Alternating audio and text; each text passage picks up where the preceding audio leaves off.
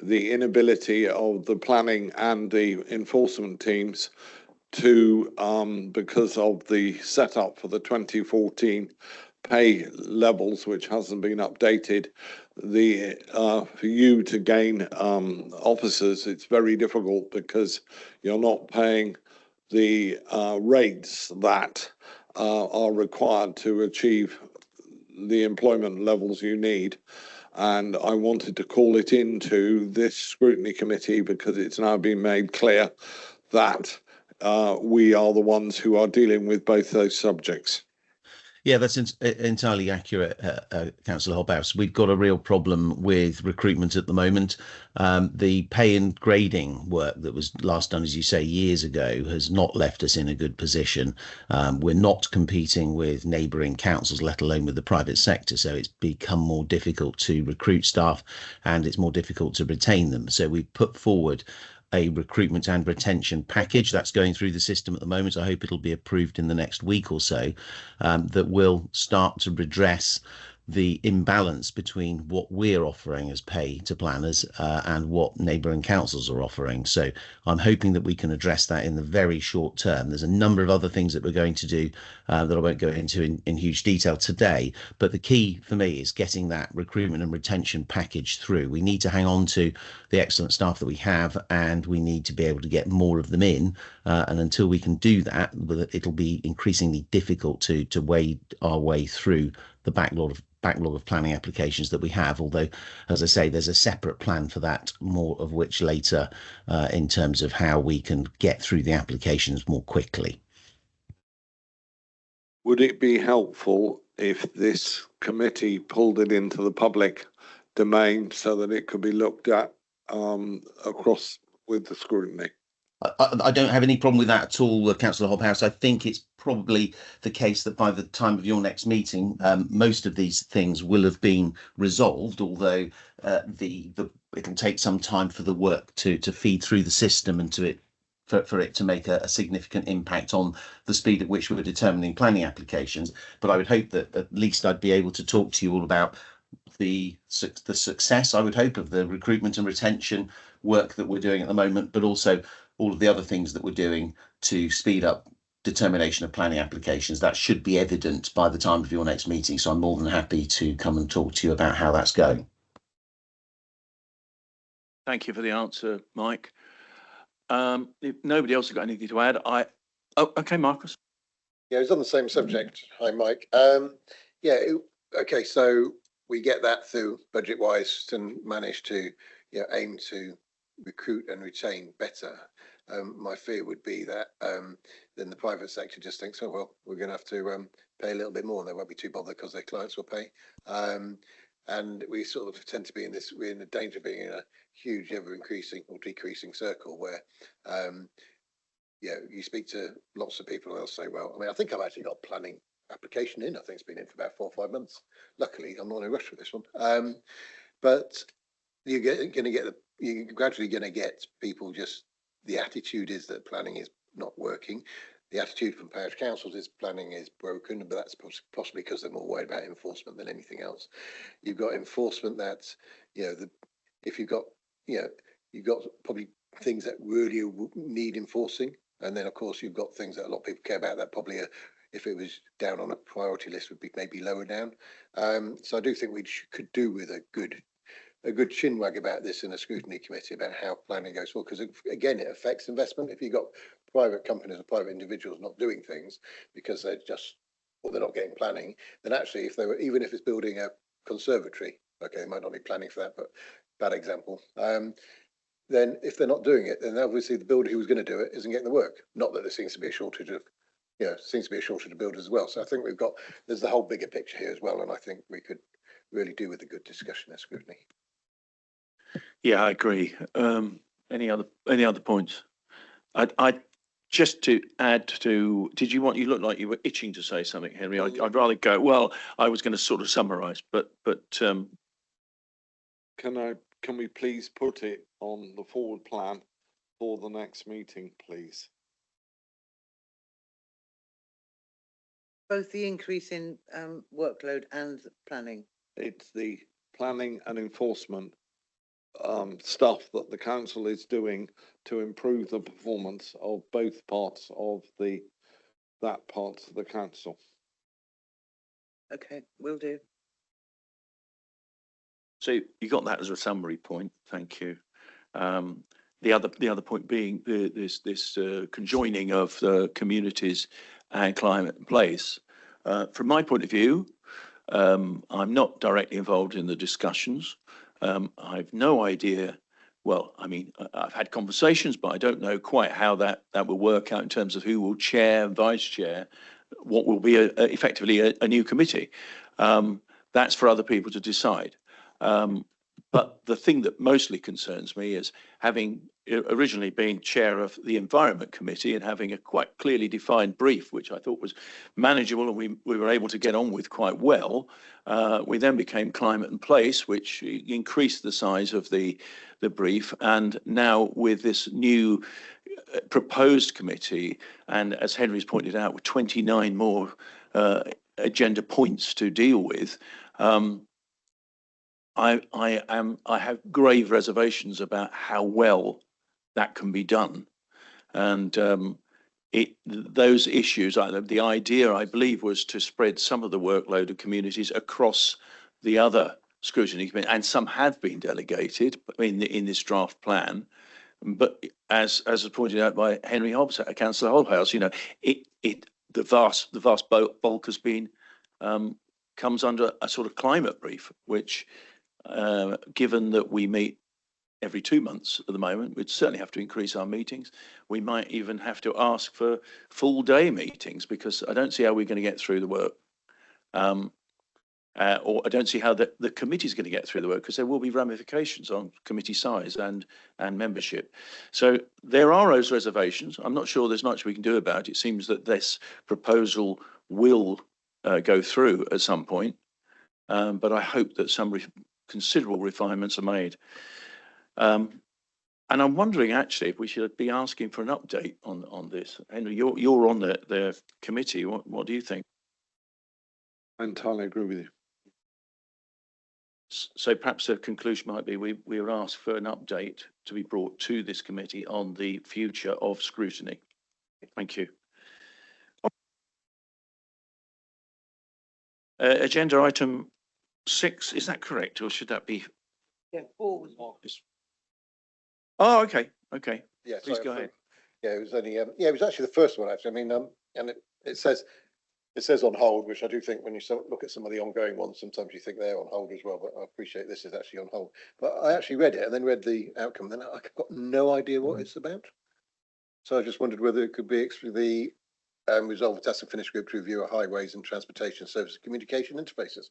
And I just didn't mean much to me. And my recollection of, I was probably in the meetings when it was discussed, but yeah, I'm getting a hold every day, obviously. It's Mike's, this one. Yeah, shall I update on that? Please do.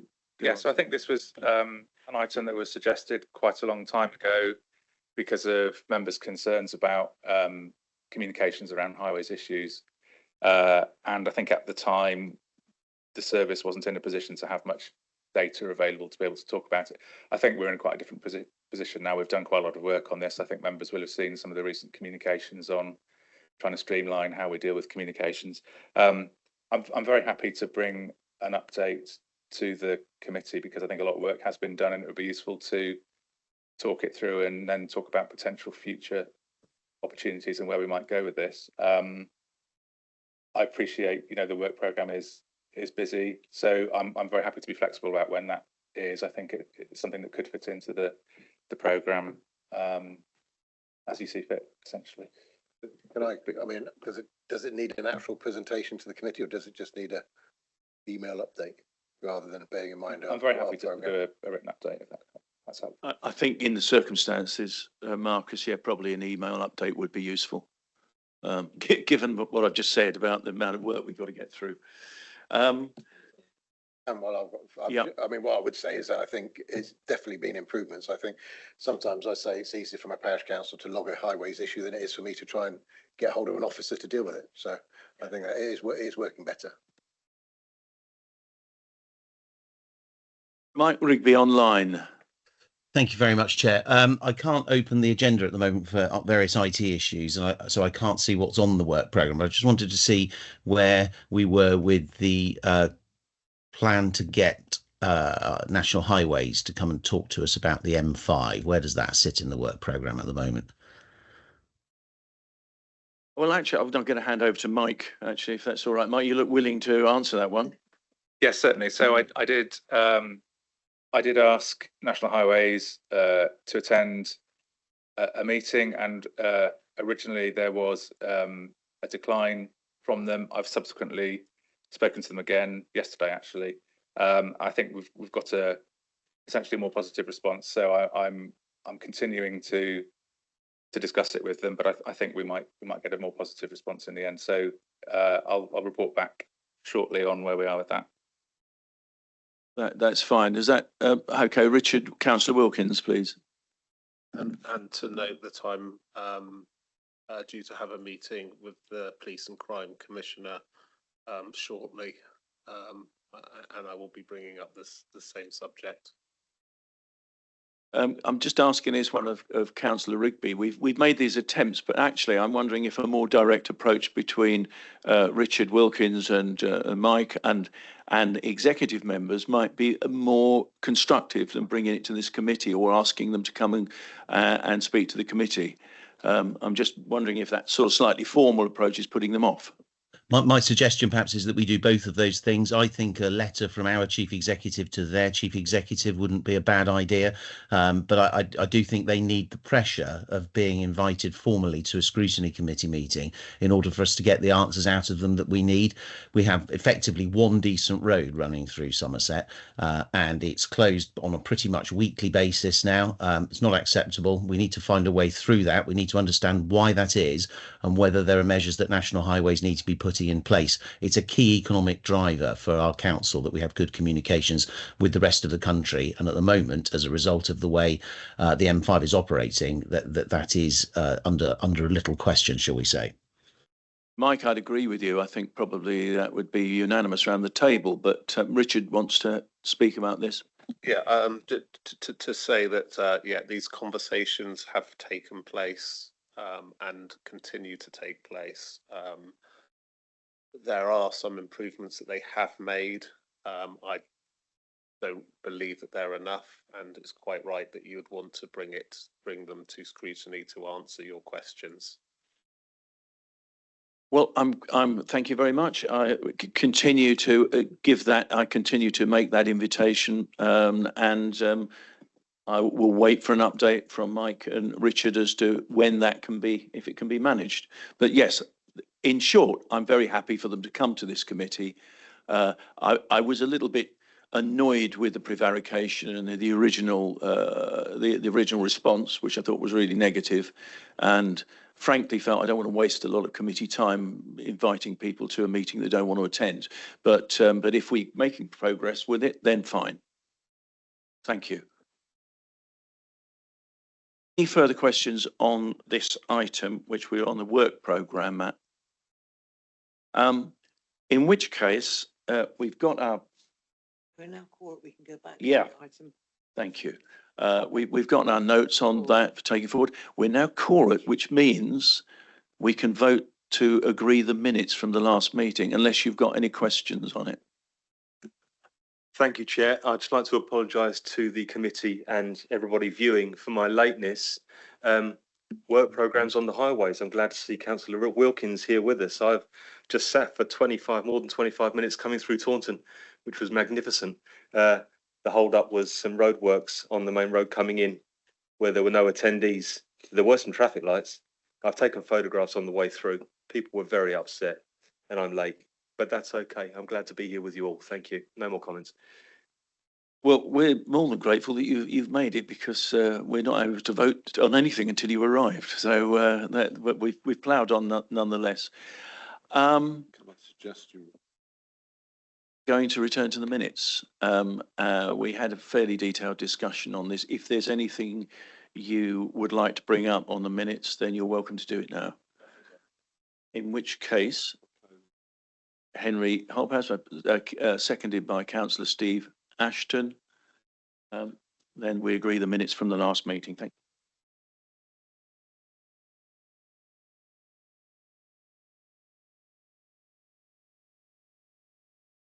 you. Moving on.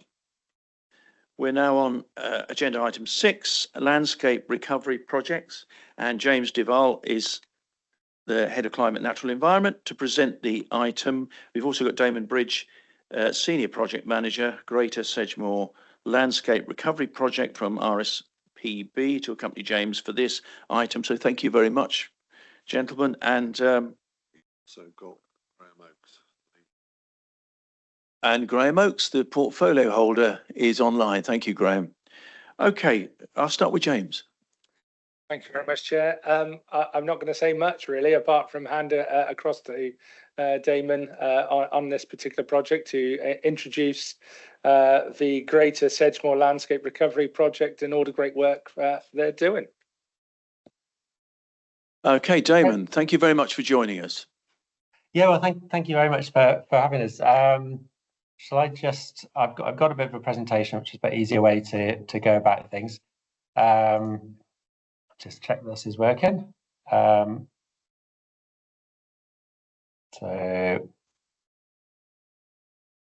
great. Can you all see this? Yep. Yeah, excellent. Okay, yeah, just a quick bit of background. So I work with the RSPB, and I've been working in Somerset for 25 years on various kind of land management and water management issues with the RSPB. And I'll give you a bit of a presentation focusing on the project that I'm directly involved with managing, but also just a bit of a background to what landscape recovery is and the other project that's going on in Somerset. I'll sort of touch on that. Yeah, for anyone who's not fully aware of this, it's got a similar name to other initiatives, which I realise does create confusion sometimes. But this is essentially part of the agri-environment package that replaces what used to be available to landowners and land managers under the Common Agricultural Policy. So that was split into basic payment schemes and then environmental stewardship, which was then replaced with countryside stewardship.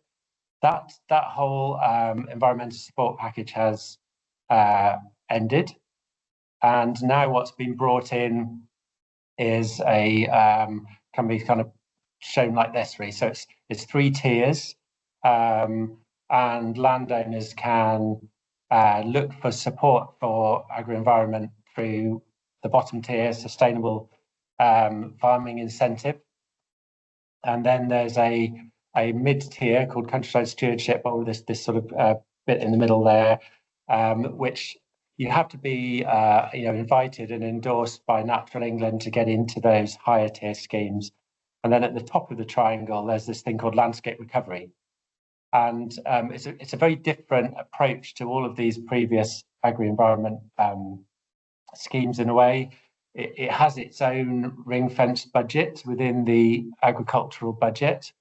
It's very much strategically deployed. So you have to kind of have a collection of landowners, areas of land bigger than 500 hectares, which quite often necessitates multiple landowners. And then you bid and you get sort of a couple of years of development funding from DEFRA if you're successful. And then that helps you develop the project, which then is reassessed and then can move to implementation. And that's entirely novel and a new way of going about things. If those projects are successful, they then have 20 years of funding support through an agreement with DEFRA. And there's been 2 rounds of bidding so far for projects, and this is the sort of spread of those projects across the country. So the Southwest actually been really well served, very successful bids. There was a round 1, which was about 20 or so projects, and then a round 2, which was another 30 or so, and that's shown on the map. The other kind of unique and different thing about landscape recovery is that it's anticipated that it will be a blend of private and public finance for landowners, land managers, farmers to deliver land management action for 20 years, whereas the other tiers of the agri-environment package are public finance only. It represents, not just because of that, but it represents the best value for money for DEFRA in all of the agri-environment work. They're currently looking at, sustainable farming incentive is about one for one in terms of the outcomes for the money the government spends. Landscape recovery, they're aiming for about a ratio about 10 to 1, or anywhere upwards of 4 to 1, towards 10 to 1 in terms of the public goods outcomes that are delivered. And that's really because landscape recovery is working on landscape scale, and that's the big advantage in terms of trying to deliver for nature and the environment. From DEFRA's perspective, it's a really important process. It's one of the key mechanisms to achieve the targets that are in the 2023 Environmental Improvement Plan, which was the update on the 25-year environment plan. Got some of the targets in here. It's very, very closely aligned with these. So halting the decline in species abundance, supporting landowners to adopt nature-friendly farming methods, reducing nitrogen and phosphorus pollution into the water environment, restoring habitats, and bringing sites into favourable condition. It's also one of the kind of key delivery mechanisms for helping the UK reach this legal target of 30 by 30, 30% of land and seas protected by 2030. And particularly relevant in our part of the world, we had the England Peat Action Plan in 2021, and that's got large targets to reduce carbon emissions from peat and restoring peat. So it's one of the best mechanisms for delivering this, because it's working at landscape scale to achieve restoration of peat. And sort of in combination with that, it's helping the land sector reach net zero as part of the 2008 Climate Change Act.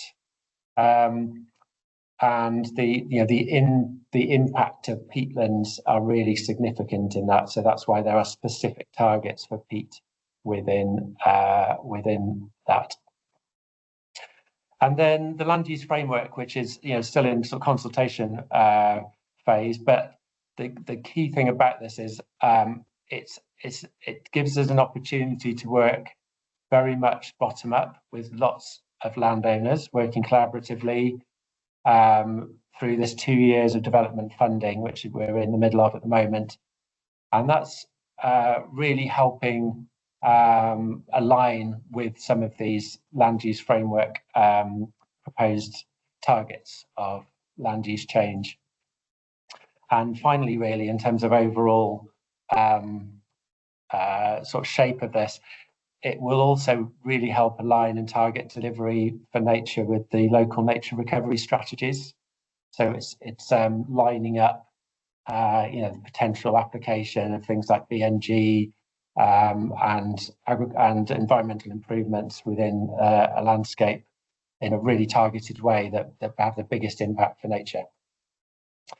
So we've got 2 landscape recovery projects running at the moment in Somerset, both on the levels. The northern one of these is called the Adapting the Levels project, and that's led by the Somerset Wildlife Trust with around 20 landowner partners, and that's at what's called the assurance stage now. So they've done all their baselining work over the last couple of years, worked out what options and actions could be put in place with those landowners, worked through all the constraints within the system, and then they put their proposal to DEFRA, and they're waiting really now. They're going through that process.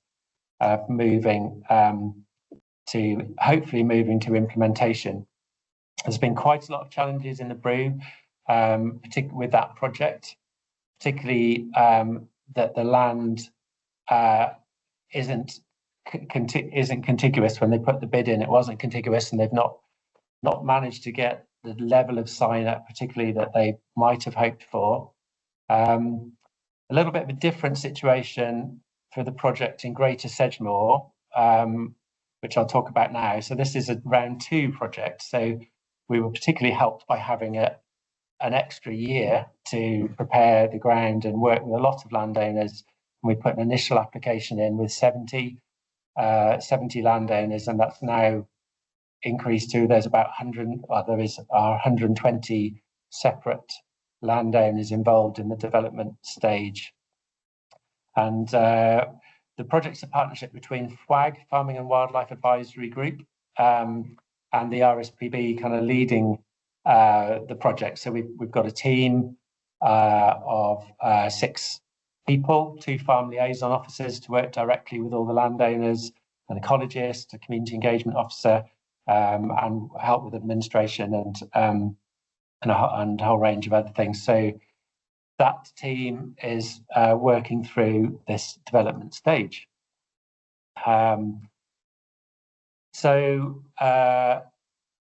Yeah, it's very much ultimately, so although we've got a team who are employed by those 2 environmental NGOs, this is absolutely a project that will ultimately support all those 120 landowners sort of equitably and equally across the landscape. So there is some land owned by RSPB in that, some owned by the National Trust, Wildlife Trust, but the vast majority is private ownership. So this is where the landscape is. So all of these parcels of land, all the green land on here are the individual fields that are currently signed up to development. And this is it's a free to, there's no cost to anyone to be part of the development, and they can make their decision at the end of that period about whether to go into the scheme. So it is an entirely voluntary scheme. This funding helps really set the shape of that scheme, and then landowners can make their decision at the end about whether to take up these 20-year agreements. So there are some key objectives. There's these 5 really core objectives. One is about enhancing and buffering the protected sites, so the SSSIs. I'll talk a bit more about where those are, and the SPA. Resilience to the impacts of climate change is a really big one, and this is really linked with security for those farm businesses. So trying to move farm businesses to a position that gives them much more resilience to the impacts of flood and drought, and the dynamism of the new kind of climate that we're entering into. There's a very key and strong objective about developing more and better quality habitats. So there's a lot of really good quality habitat on this part of the levels and moors. Some of the key, the SSSI sites with wonderful species-rich grassland and other habitats. But there are areas that are being degraded and could be improved, and there's lots of opportunity for enhancing that.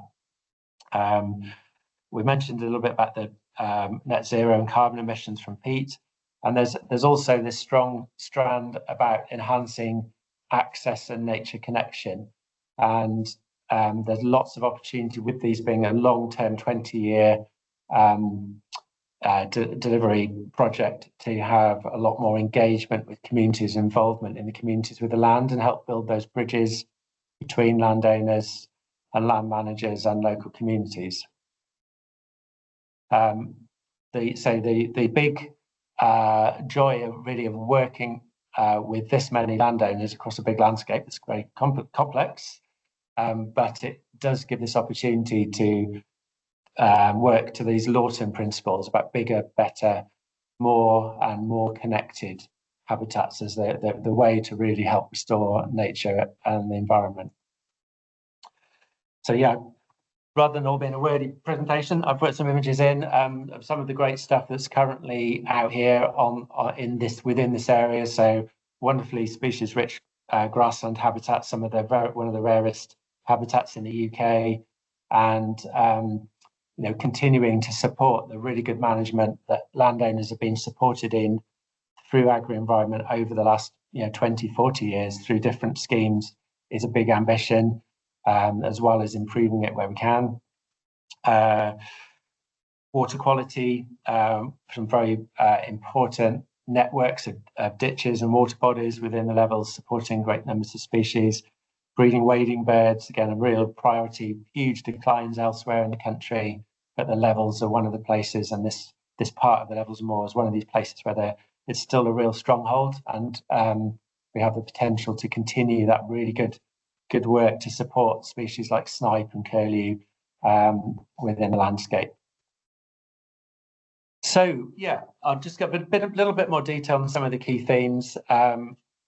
So there's this strand about enhancing and buffering triple SIs is really about nutrient management, and that takes sort of three forms really. One is about buffering the protected sites. So we're working with landowners, land managers on land that's adjacent to the triple SIs to look for land management practices that drive down the inputs.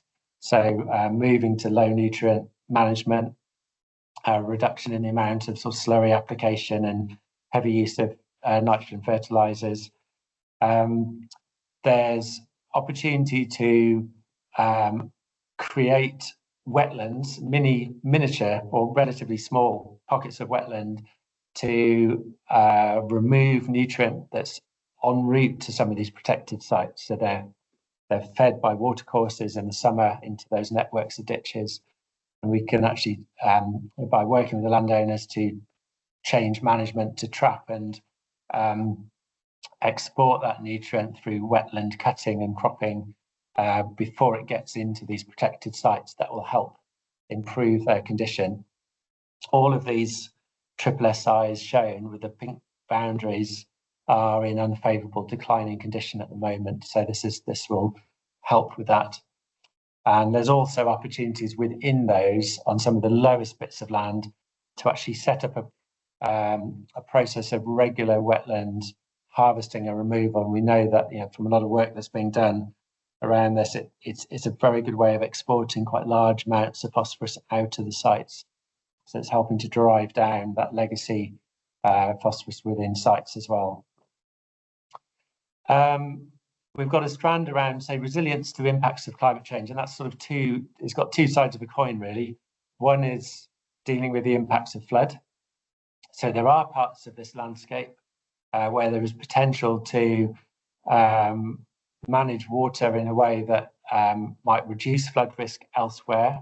And so we're working with EA and others to explore that with consultancies and look at opportunities and work with the landowners to basically see if we can set up a payment scheme that rewards landowners who receive this flood water so that it gives greater ability to operate to reduce the costs of sort of flood emergency response in other parts of the landscape by using farmland that doesn't affect communities and infrastructure. So that's one strand. The other is just about de-risking the impact to individual farmers. So having a land use that can cope with regular inundation is very important, and landscape recovery could support that. In terms of drought, we're in a very dry spring this year, and the climate projections all indicate that this will just become a new norm. It probably won't be every year, but drought periods will get increasingly longer and harder to deal with. So because this is a long-term program, we're looking at really trying to move our management. One of the issues across some of these large blocks of moorland is that they've been split up into lots of small hydrological units, all managed slightly separately for different interests. So there's almost a two-tier system in place on a lot of sites, with areas managed for nature conservation, and then with slightly higher water levels, and then areas that are more deeply drained for farming management. And we can actually take an approach now at scale, working with lots of landowners across larger units to remove a lot of those impediments to connectivity, to create these larger hydrological units. And that will really help get water around the site in dry periods.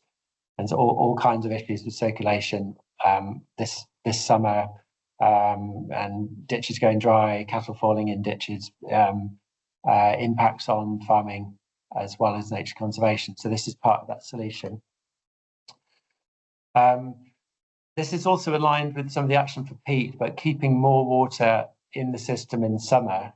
And there's an opportunity there. So as we move away to think about revisiting water level management plans and that operation at scale across some of the moors, it will become increasingly important to hold on to a bit more water at the end of winter into the spring to help offset some of these demands in the summer. And one of the restrictions to that at the moment is the kind of extra work and the burden it takes on management on the ground.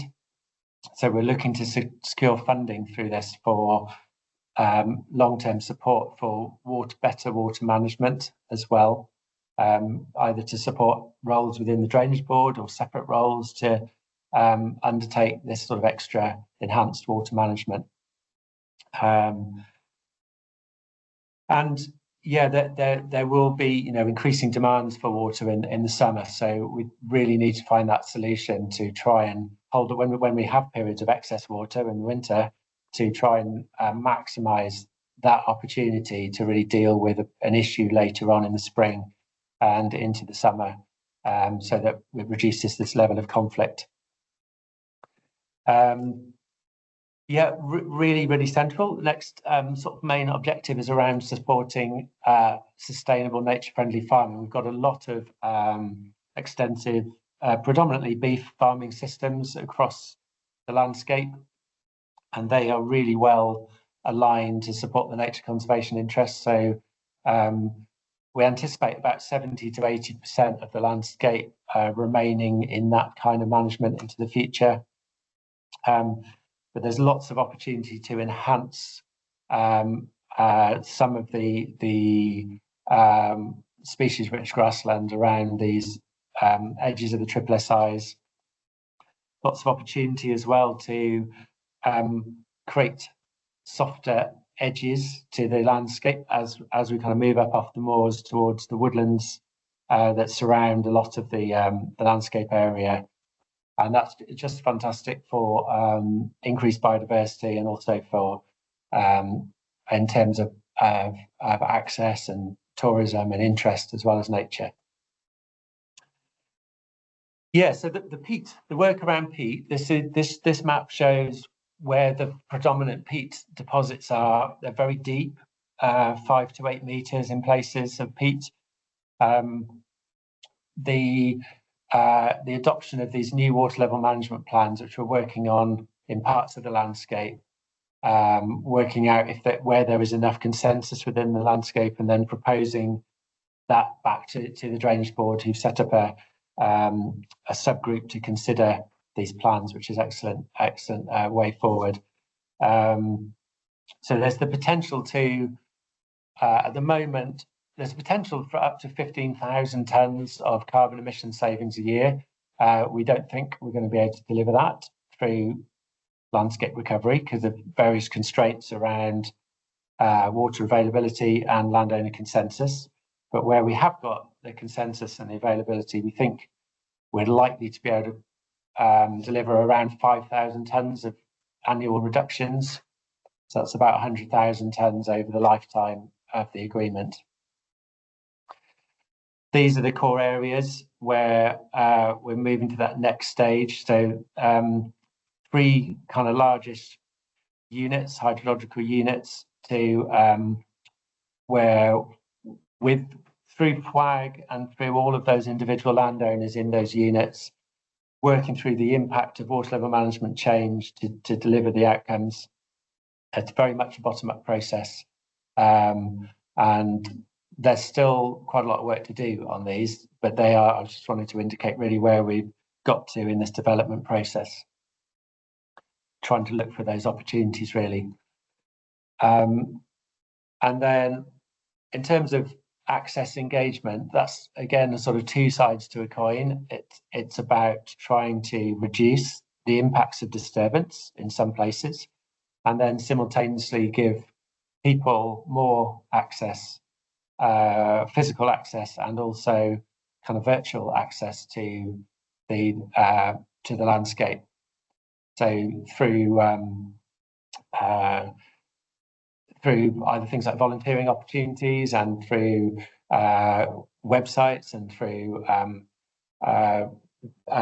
additional kind of trails and improved access. So there's a whole range of work going on there, as well as trying to secure these low disturbance zones, the LDZs, so they're getting called, to protect some of those special species that are very prone to disturbance. So yeah, so I'll come to the end now and then take some questions, but just to summarise, so the key outcomes, you could look at this as it's about supporting ongoing farming, so food production, around 70%, that would be the predominant land use, alongside other important crops, the willow industry being one. This really important habitat, species-rich grassland, is a key one. It's a hugely important resource nationally, and we have a lot of it here. So maintaining that through farming management and increasing it, supporting some of the special species, the designated features. These actions to reduce carbon emissions from peat predominantly through holding on and supporting slightly different water level management regimes. Action to improve water quality, really critical. There's a range of ways of doing that. Dealing with some of this summer drought and flood risk reduction. Creating new permanent wetland habitats within the lowest bits of land, and these are kind of almost achieved as a byproduct of doing some of these other bits of work. So the lowest bits of land within hydrological units become more permanent wetland habitat, incredibly valuable habitat for a range of species, and help with resilience and keeping more water in the system. And making sure the wintering interests are maintained through a range of actions, and increasing access and connectivity. So one thing I just wanted to talk about, one of the things, as well as those kind of outcomes, the whole sort of setup of landscape recovery is very different, and it is a single agreement. So we might have 120 landowners. That's not 120 agreements. What it is one agreement with DEFRA. And in order to do that, there has to be a new body set up, and this is true of all landscape recovery. So DEFRA, so sort of non-negotiable part of the deal with DEFRA is that a body is set up that acts as a single legal entity that holds that agreement, that governs the agreement. And then individual landowners have their agreement with that single legal entity. So it's a slightly complicated looking diagram, but that single legal entity is in the middle here. Has a governing board and a steering advisory group. And it also has the function to be able to bring in private finance, as well as the dispersing the funds that come from DEFRA. And the structure of that is very much still in development. we've had a lot of input from a group from Triodos Bank, who are working on these models with some of the other projects. We've also been going out to all the landowners to talk through these models and find out what works best for them. And we know it will be an independent, or will need to be an independent body. So although WAG and the RSPB have worked on the development stage, if this project moves to implementation, this single legal entity, this new body, will be a standalone body with its own governance. And we're trying to work out really and have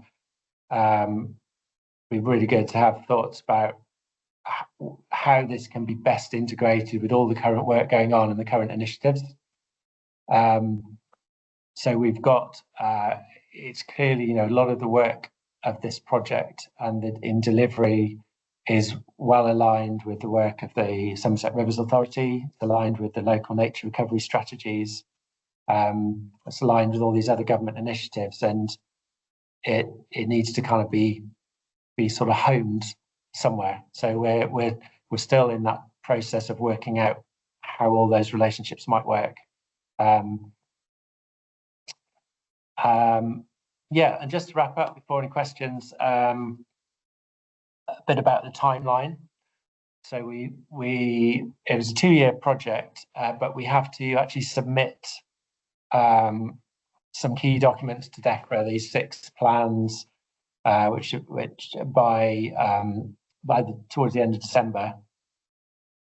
And then there's a 3-month assurance phase, which is where those plans are all sort of scrutinised by DEFRA, and a whole load of questions are asked, and we go back and forth, and then enter a negotiation phase as well. At the moment, we're looking on track to do that. There's a lot of work still to do. I mean, if this project is a success, we've already had indications from DEFRA, because of the size of this and the number of landowners, we're expecting it to be in the region of, and probably in excess of 100 million across 20 years, which is a significant investment in the landscape and all the people and the farming communities. This will probably be a split around about 70-30 between the payments for land management action and the capital cost of those, and the support services. So the support services being this single legal entity and the roles. There are DEFRA clear that they're actually going to fund delivery roles and kind of staff and officers, advisors to help support this project locally, and that's really key to its success, will be that level of support. So that will, but it won't be administered by the RPA at a distance. It's a locally supported and delivered scheme. And yeah, and there's a little timeline. So as we submit these documents in December, there's a 3-month assurance phase. The SLE will need to be formed towards the end of that period, when we've got assurance from DEFRA that they are likely to support this into implementation. And then the process of negotiation starts to get all the landowners signed in. And that may be a sort of 3 to 6 month process, really, with the implementation starting probably from the summer, about this time next year, if all goes well. Okay, so I'll stop sharing now, if I can do that. Thank you very much. You may have disappeared altogether. Thank you very much for that really, really very interesting presentation. James, I believe you want to come back in. Yeah, hopefully I can fill the gap while we get Damon back, actually. But I wanted to thank Damon for the presentation. Hopefully, he'll come back online and be able to. We can formally thank him there. As you can see by the presentation, there are many cross benefits and outcomes with a number of the work programs, both within my service areas, but as items have been discussed within the Climate and Place Scrutiny Committee. So there's a lot of keen interest looking at this landscape recovery programme. A question raised by Councillor Hobhouse a couple of months ago was around the protective characteristics of the levels and moors, and originally at that point we were looking at national landscape status. This is one of those programmes which actually starts looking at those protective characteristics and at that landscape scale that I think many of the councillors have been really interested to see. There are a large number of those benefits areas, as Damon has mentioned, around the local nature recovery strategy, our 30 by 30 agenda, absolutely critical for us to achieve those outcomes. Our decarbonisation agenda, it covers cross areas of both my environment and water services as well. So there's a number of work streams here that I can really see beneficial to it, as well as, looking at areas that we're developing right now. And I'm sure our services can support Damon with areas like the green financing roadmap, which is one of the areas that we're trying to explore now around inward investment into Somerset for nature and for flooding mitigation. So this is really exciting times. I'm really excited by this. I know that there have been Somerset officers involved and working alongside Damon, but for me, this is a great opportunity for members around the committee to have that transparency and that understanding of a positive programme, what's going on in the area. It is a critical cornerstone, I think, for me in a lot of our work programmes with the local nature recovery strategy, and something I'm quite excited to get my officers involved in. What would be quite nice is to see if we can seek more of a formal endorsement and support from the Scrutiny Climate and Place Committee to move this forward. I'm unsure if there has been a formal level of support from any of the committees from Somerset Council. Damon, you might be able to clarify that one. But for me, this is an exciting project for Somerset, not just for now, but hopefully if we get the agreement in place in December for the next 20 years to come. Thank you. Thank you, James. I would agree. I think the fact that we're custodians of these wetlands and the importance of this work, I can't think of anything that may be more important than this that we can deal with directly and have an influence over. So that's great. Damon, I think you dropped out just as I was thanking you. So I was going to thank you for that presentation, which was excellent. And before I move on, I just welcome Councillor Dave Bansell. I don't know if you got stuck in traffic, Dave. Other people did. I'm not asking for a reason. I just wonder. Well, I think you are rather inviting some sort of apology. I'm sorry I'm late. I've had a really busy week. Lots going on. Would you believe I nearly forgot there was a Climate and Place Scrutiny Committee today? But anyway, I'm here and sorry I'm late. I wasn't actually asking for, but I guess there was a prompt there which was unnecessary. But thank you, and it's good you're here because we're a bit low on numbers.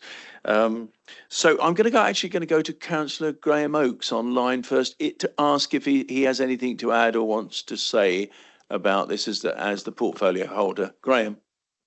No, it's an excellent presentation and a very interesting report. And I'd echo your comments that it is one of the most important pieces of work that can be being done. So I found it very informative, very interesting, and it's good to see such a positive report. Thank you. Now I'll move on to questions from. I'll come back to you. I've put you on the list. I've got Henry first down on the list. Henry Hobhouse, please. Thank you, Mr. Chairman. I actually asked Damon to come today. This is the first management opportunity that we have had on the Somerset levels. We have 3 landscape protection sites. James asked DEFRA to make the Levels and Moors, a landscape protection site, and was given a fairly firm no. It is really important that we manage these sites, because without management, you cannot control what happens on the individual farms in any form or description. And this really gives us the opportunity to do a number of things. The most important one for me is data. At this moment in time, we have no non-computer generated data on what the pollution is on the Levels and Moors. We are told that the damage being done by the eutrophication is due to too much nutrients. We don't have data to either prove or deny that at this point in time. We all know as councillors the damage that the nutrient neutrality has done to the planning in Somerset, and this hopefully will be one of the steps that stops that particular problem going ahead with our development that we need, because we have 12,000 people on the waiting list. And I wish to make one other point to you. The landscape protection sites are managed by this council in the background, which is why we had a report. Well, I can't remember how many meetings ago it was. James will probably know. And hopefully this council will take on the background management for this project along with the landscape recoveries.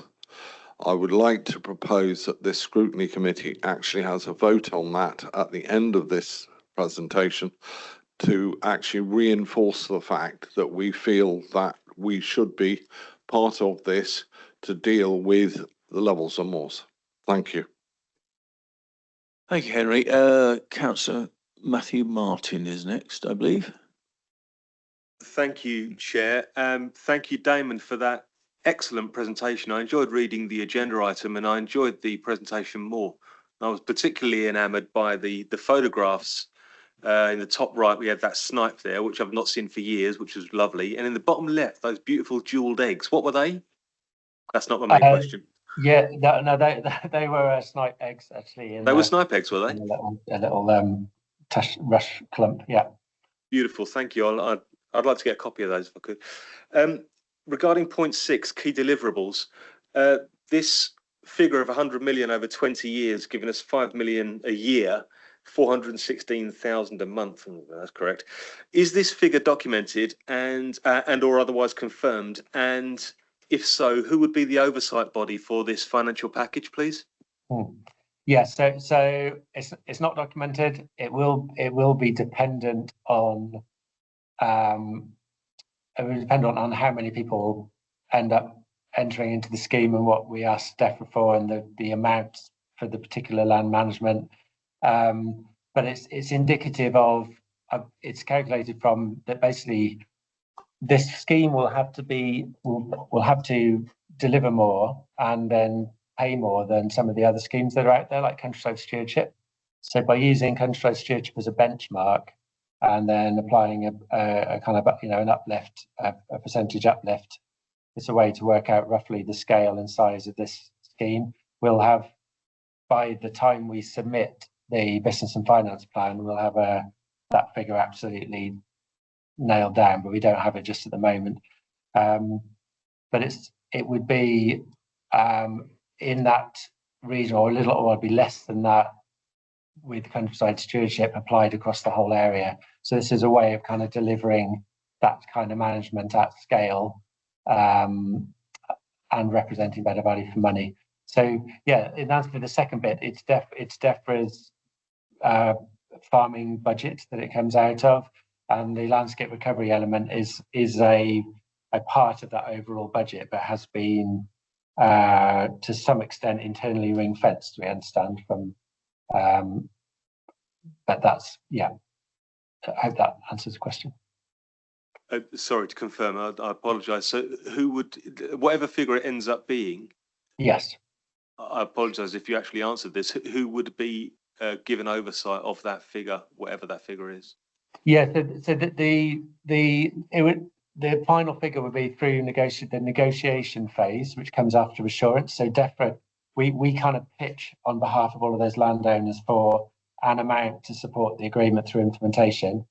DEFRA then come back with a figure that they are willing to support, having reviewed the outcomes and done some cost benefit analysis on what they'll be paying for. And then that gets signed off in an agreement between the single legal entity and DEFRA. And at that point, that would be kind of written in stone, I guess. So that's the agreement between DEFRA and this new body, which is yet to be will be established at the point at which we know the project will be likely to proceed to implementation. Thank you very much. Thank you very much. I've got Councillor Richard Wilkins next. Yeah.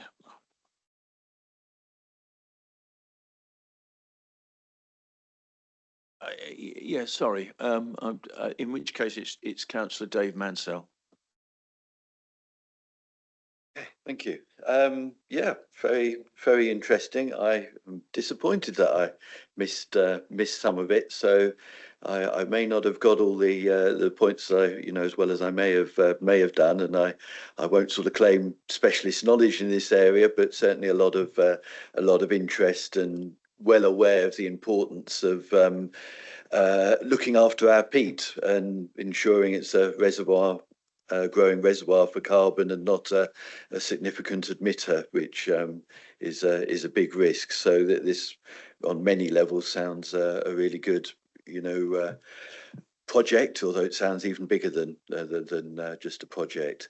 So I've got a couple of questions. The clearly key to this is how landowners respond, and that in the bit I picked up, heard a little bit about, but would be interested just to hear a little bit more. Sort of, what is the sort of current reaction of landowners in responding to the nature recovery proposals coming through here? Are there good examples already? Are there sort of early adopters proving a good example to others? Just sort of generally sort of interested in sort of what's going on with the landowners. Yeah. Are there a few keen on it, or as a group are they all keen to go down this path? Shall I do my second question as well? Okay. Let's just pick up on that one, shall we, Dave? Okay. Yeah, I was going to say very, very mixed, to be honest. So there's also a real mixture of ownership. So in that area, there are probably about 50% of absentee landowners and tenanted land, and then there are active farmers owning and farming, and then there are NGO and Natural England land, which is tenanted. But so in terms of the way we've gone about this is really going and asking what there's in. I mean, a lot of the landowners themselves and the farmers have been supported through agro-environment, and those schemes are ending. So this is a replacement for that, or a continuation.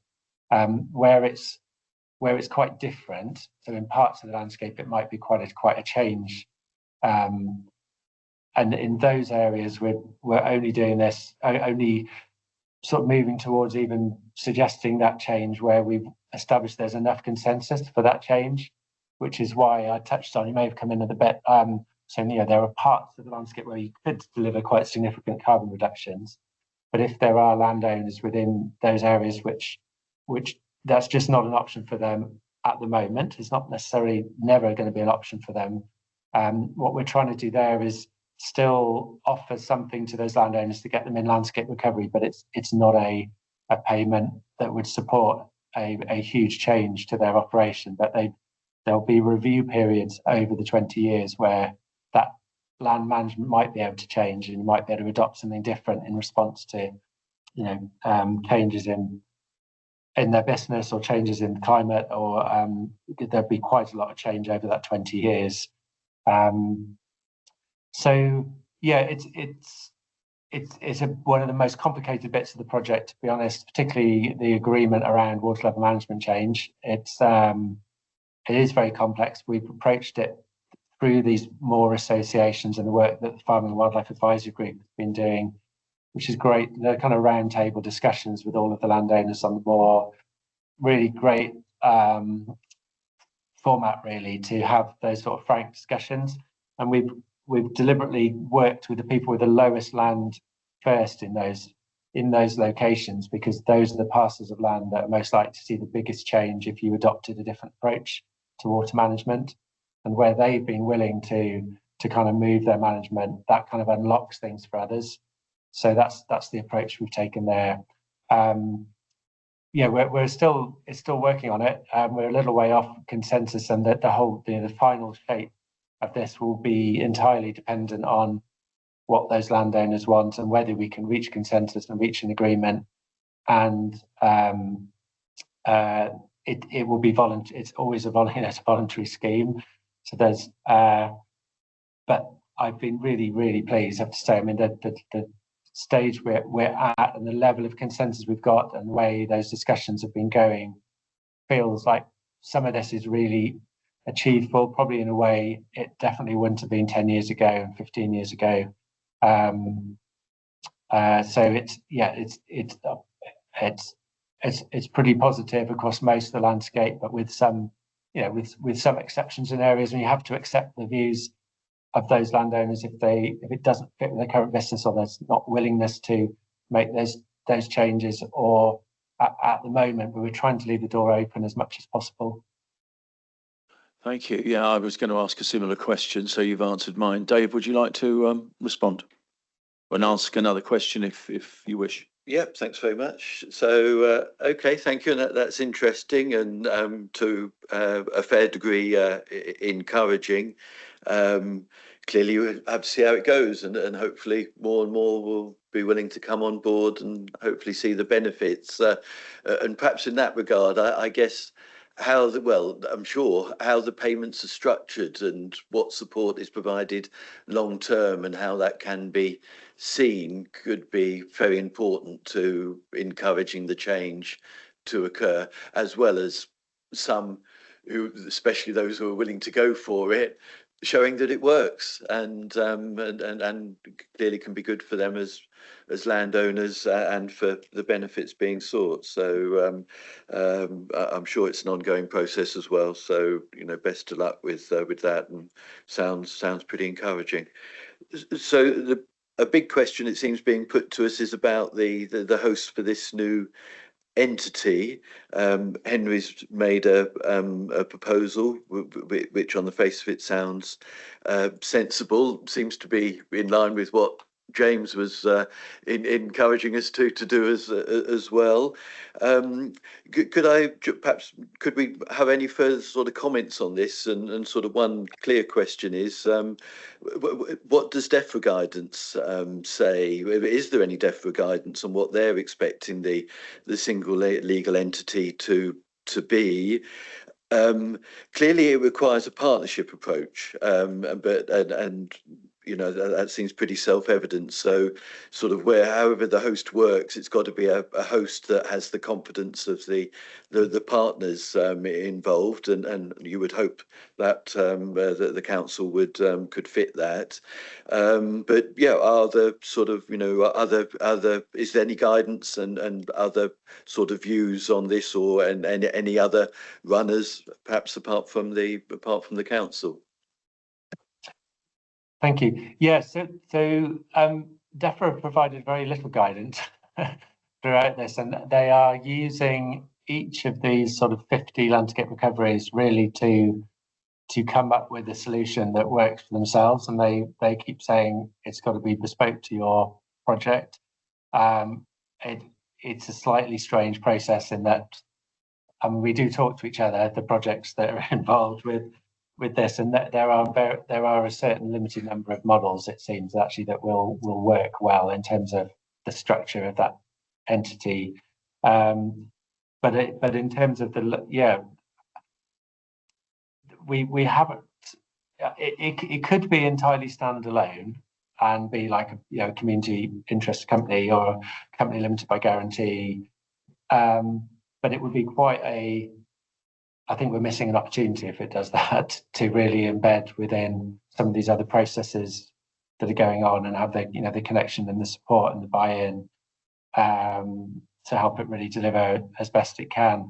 But I mean, I'd be very, very keen to, well, we can share probably outside of this, we've done a fair bit of work and detail on what the roles of that body need to be and how it might be governed, representing the landowners and representing the kind of the conservation interest, if you like, and the water interest as well. So, but yeah, it's a sort of a live conversation really. It's really encouraging to hear. Thank you for the kind of level of support and thinking around this and how it might be a good fit within council. I mean, I certainly feel that the way the SRA and the national parks to some extent are hosted, aren't they, by Somerset Council, and but they're independent, but they're some of those services they're supporting them with their and it will certainly help with that linking between all the different initiatives and the way it's quite a cross-cutting project. But yeah, I don't know. I'm open to sort of next steps definitely, and how we can then maybe present the more detail or work through this and see if it is something that would work and which elements would be supported or hosted, and I'd be really keen to do that. Thank you very much. I think James would like to come in and to elucidate on that point. Thank you. Yeah, I was just going to add on the sort of legal entity and structure element. I think it's important and good that the Scrutiny Committee discuss it, but there are obviously, in terms of governance, I need to sort of check with our governance colleagues on one, if there was any internal conversation on this, it probably does need either a key decision paper completed for executive officers or potentially even executive reports. It would obviously need a business case, and actually the single entity and its members would also need to have a conversation as well and to fully agree. So I think it is an early conversation in terms of what the structure of this could actually look like, and I think it's important that Somerset could potentially propose one of those opportunities, but there is obviously a bit of business case development. I think my finance colleagues would probably shoot me if I just went through the actual structure right now without going through the proper governance and paperwork structure. As Damon did say, we are already hosting very similar entities, like Somerset River Authority is one. It is an independent organisation of which we're hosting, and we've obviously got 2 of the 5 national landscapes hosted within the service areas as well. So it is possible, but I think, as Damon said, it's an early conversation. Something I'm really keen to support. Generally this programme, so I'm quite keen to work with Damon and the other members and councillors to see what options we could come up with next. Thank you very much. You okay with that, Dave? Thank you. I'll move on to Marcus Kravitz then, and I think I'm going to have to stop any further questions. Oh, apart from Richard, I beg your pardon, Richard, because we're way over time, as ever. Thank you. Well, actually, I think my question was about that single legal entity and how that was going to get set up and who makes that decision, etc., because obviously, members have a funny way of making sure they're involved in things when maybe other people wouldn't want them involved. I'm sure they're going to have, an awful lot of farmers who would someone's going to want to be involved. I found it interesting, the common forging better connection between the farming community and the non-farming community. There's a challenge, but actually we manage it on the park quite well. So it's how you then get them in. So yeah, my question's sort of been out. I'm very concerned that I know you got to get that single legal entity right at the start, otherwise 5 years down the line it could all fall apart. But my question was, there was something, and it was a really quick line. You said something about something bank. Was that a financial bank, or was it? Was it Habitat Bank? Sorry, was it Triodos that I mentioned? They've been Triodos Bank. I've got a consultancy wing which have been helping look at all the green finance side of the project and also the governance. That's we've been involving their consultancy and helping shape it. So it's more of a finance side rather than some bank trying to cleanse its soul. Okay, thank you. Thank you very much. And finally, Richard Wilkins. Sorry, I will try to be quick. Damon will know my face as he's been very proactive in going to all my local parish councils to explain the reimagining the levels section of this. And I just want to highlight the access aspect of this, but actually the wider implications for this to be not only access to the levels, but access past this section, and I just want to ask that you are continuing to have joined up conversations with Councillor Gerard Tucker of Allah Council, who has high aspirations for interconnecting parts of the county, and this still falls into the work that you're doing, and that is a collaborative affair. Yes, thank you, Richard. Yes, definitely. I can answer that.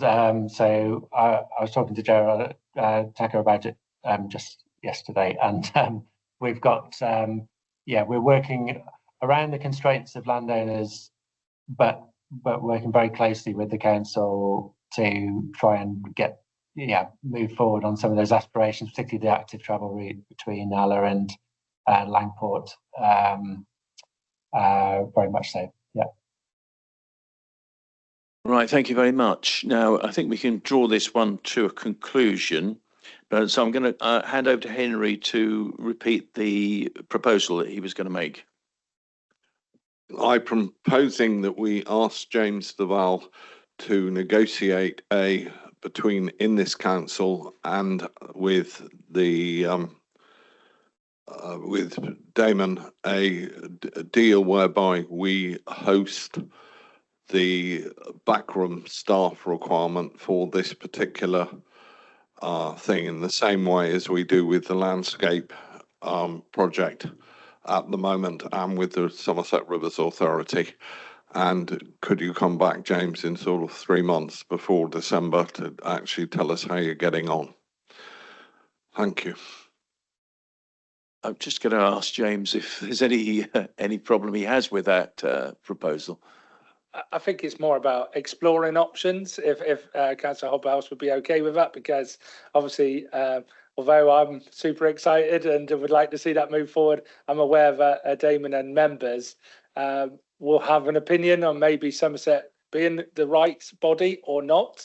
So I think it's about exploring the case, the business case, on whether Somerset Council is the right body to move forward with this or not. You know, if we could slightly adapt it that way. Obviously, then there's an internal case and agreement as well, but I would need to look at governance. So to paraphrase, then we put the proposal forward that we explore the possibilities of Somerset Council being the host for the business case of this project going forward. Does that sound agreeable? In which case, can I take a vote of hands on those? Oh, I haven't got a seconder. I'm assuming Henry might do, but thank you, Dave Mansell, seconder. Those in favour? Yep, unanimous then. Thank you very much indeed. Thank you, Damon, very much. Okay, well, thank you all. Thank you very much. Thank you. Right, I'm sorry, Sue, and others, we were running well over, and it makes me wonder whether we should take our short break now rather than before we start the next item. Any disagreement with that?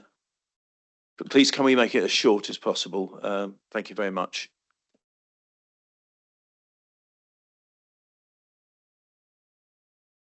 haven't got a gavel, but Henry's provided one. Thank you.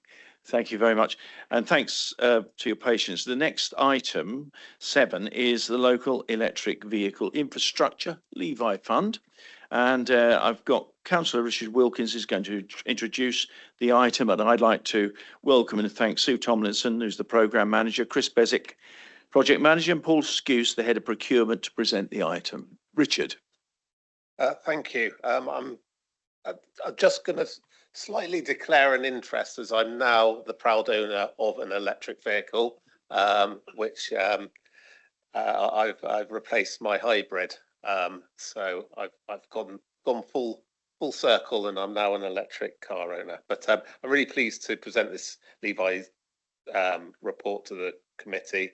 It's a real positive story.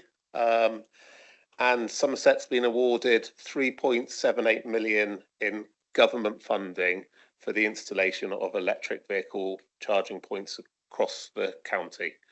And I'd like to begin by thanking the officers for their hard work. And it's not been a straightforward thing to bring to you today, because the original application was submitted in November 2023, and then it had to be resubmitted in July, and then again in November 2024, and it was finally approved in December 24.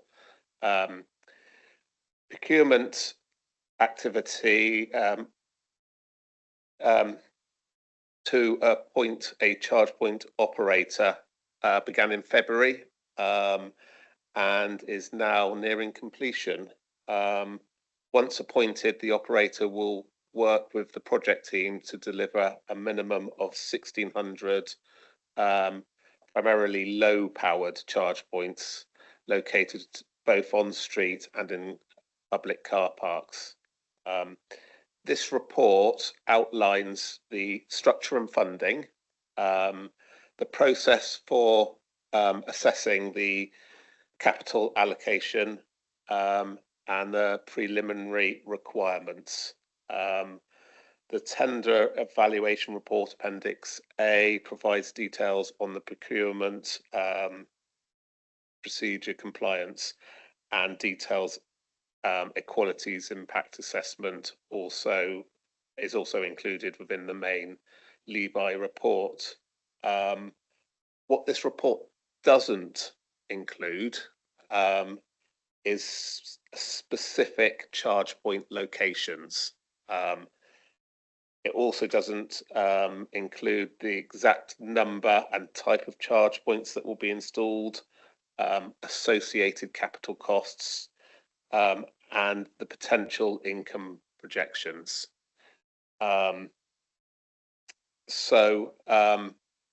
These details will be finalised following the appointment of charge point operator. We're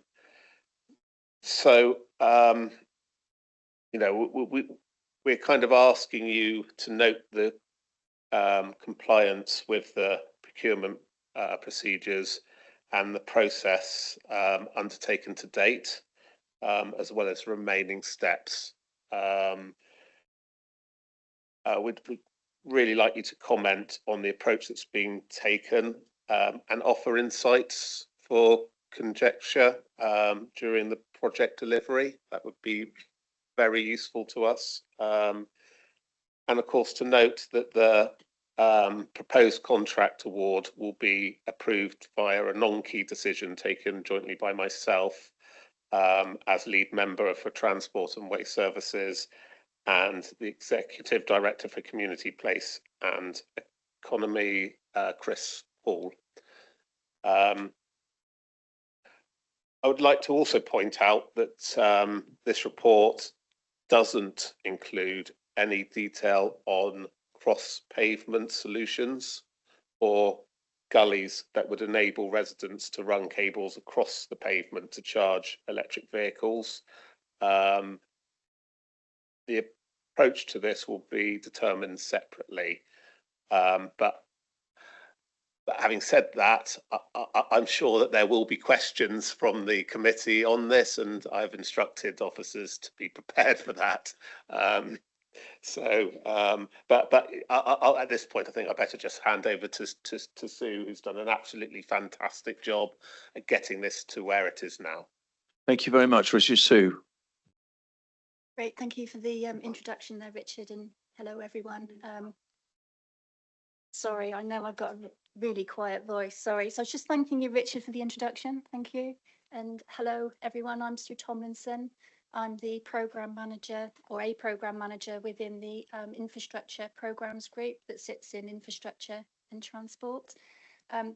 Today I've got my colleague Chris Beswick, who's sat behind me. He's the project manager for Levi, and Paul Skews, who is the head of procurement. What I plan on doing today is talking through certain parts of the report. So I plan on talking through what Levi Fund is, the process that we've been through to get the funding, our Levi requirements, locations and delivery, the concession contract and the term of that contract. There's also some non-Levi requirements as well. Then I'm going to hand over to Paul, who's going to talk about the procurement process and compliance with the procedure. And then we're going to come back and we're going to have a conversation about cross-pavement channels and then answer any questions that you may have. So starting at the beginning with what the Levi Fund is, Levi stands for Local Electric Vehicle Infrastructure. It's a government fund where they've got a total pot of £343,000 of capital money.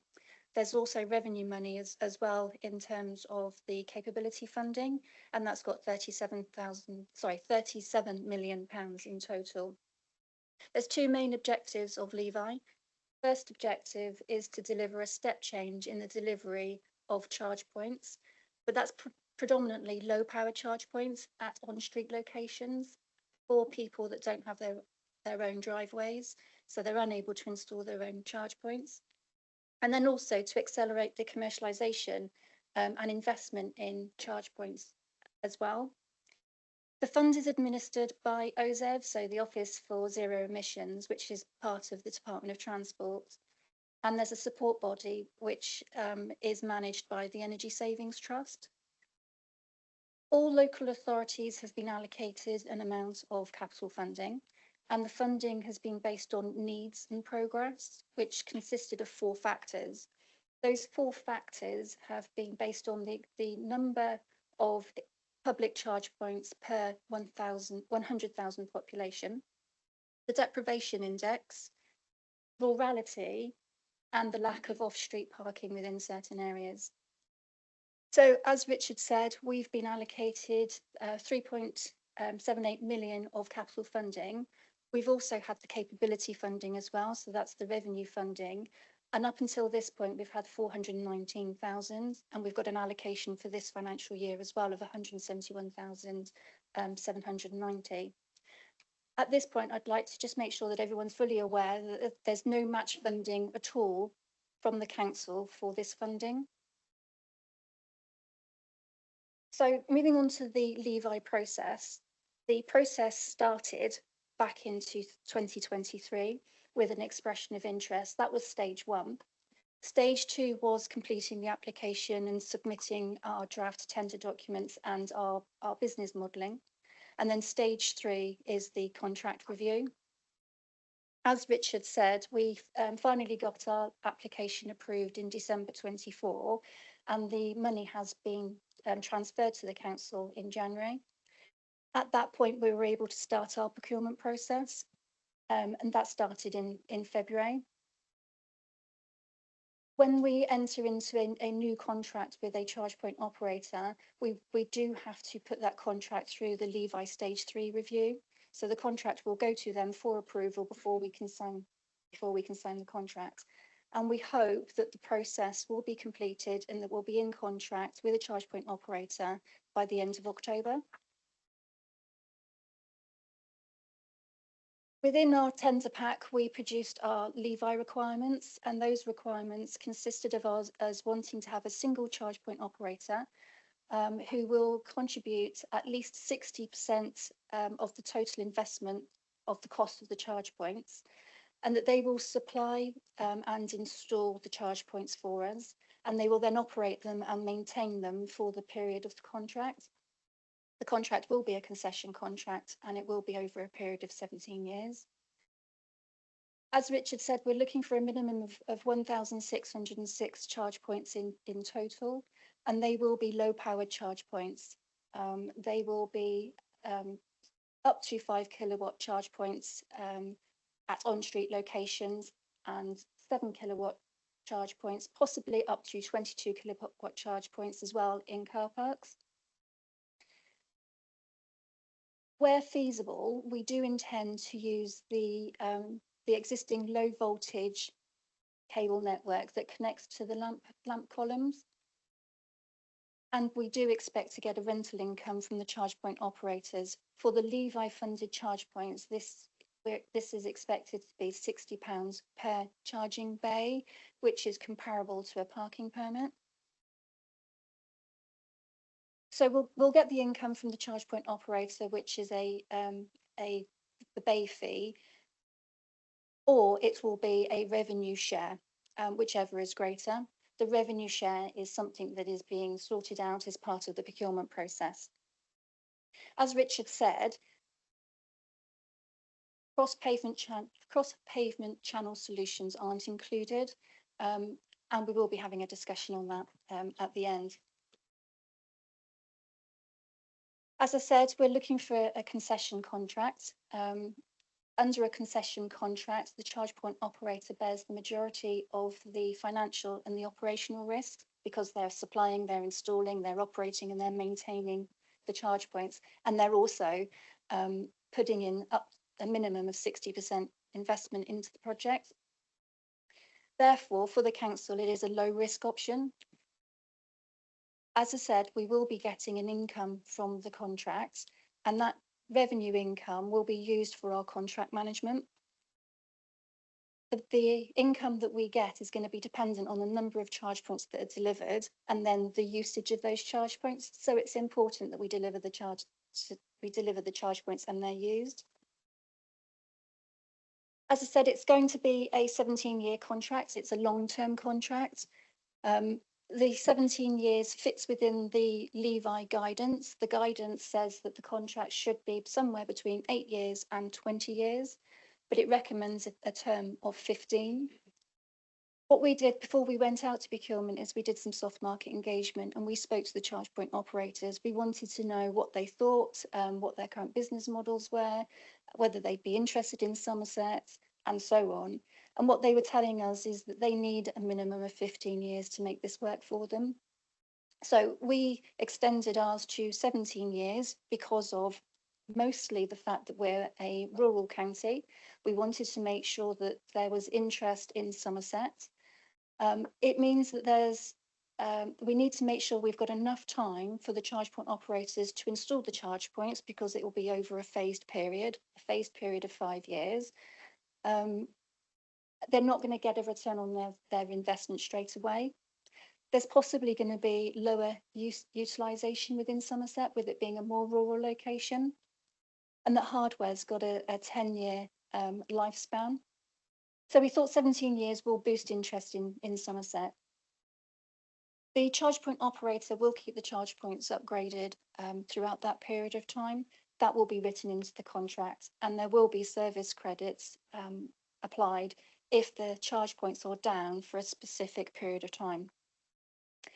At the end of the contract, there is the option for the council to take ownership of these charge points, but I would suggest that that's extremely unlikely based on the revenue costs required to maintain and operate those charge points in the future.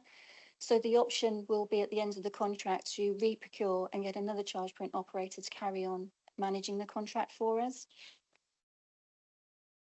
In terms of locations and delivery, at this stage, we're not able to tell you where the charge points are going to go exactly and what charge points are going to be where. But we have used the WSP EV Ready tool, and in that we have categorised 2 delivery scenarios. Scenario 1 being the higher demand areas, and scenario 2 being the lower demand areas. Normally, a charge point operator will want to install their charge points in the more commercially viable locations. And we've made the assumption that 75% of all charge points will be allocated into those locations, and the charge point operator will be able to choose where they go. The other 25%, we're saying that we need to choose where they're going to go, and they will be mandatory locations. And the reason for that is we want to make sure that we get a spread across the county. Having said all of that, all of the charge points will be agreed by us. The charge point operator isn't just going to go out and install them wherever they want to install them. They will be, final locations will be agreed with us. For the Levi funded charge points, we have said that all charge points need to be delivered by the end of year 5, and that they need to maintain a delivery ratio of 3 to 1. So every charge point they want to install in a more commercially viable location, we want them to install one in a less commercially viable location. The final number of charge points that actually ends up being delivered is subject to each individual location.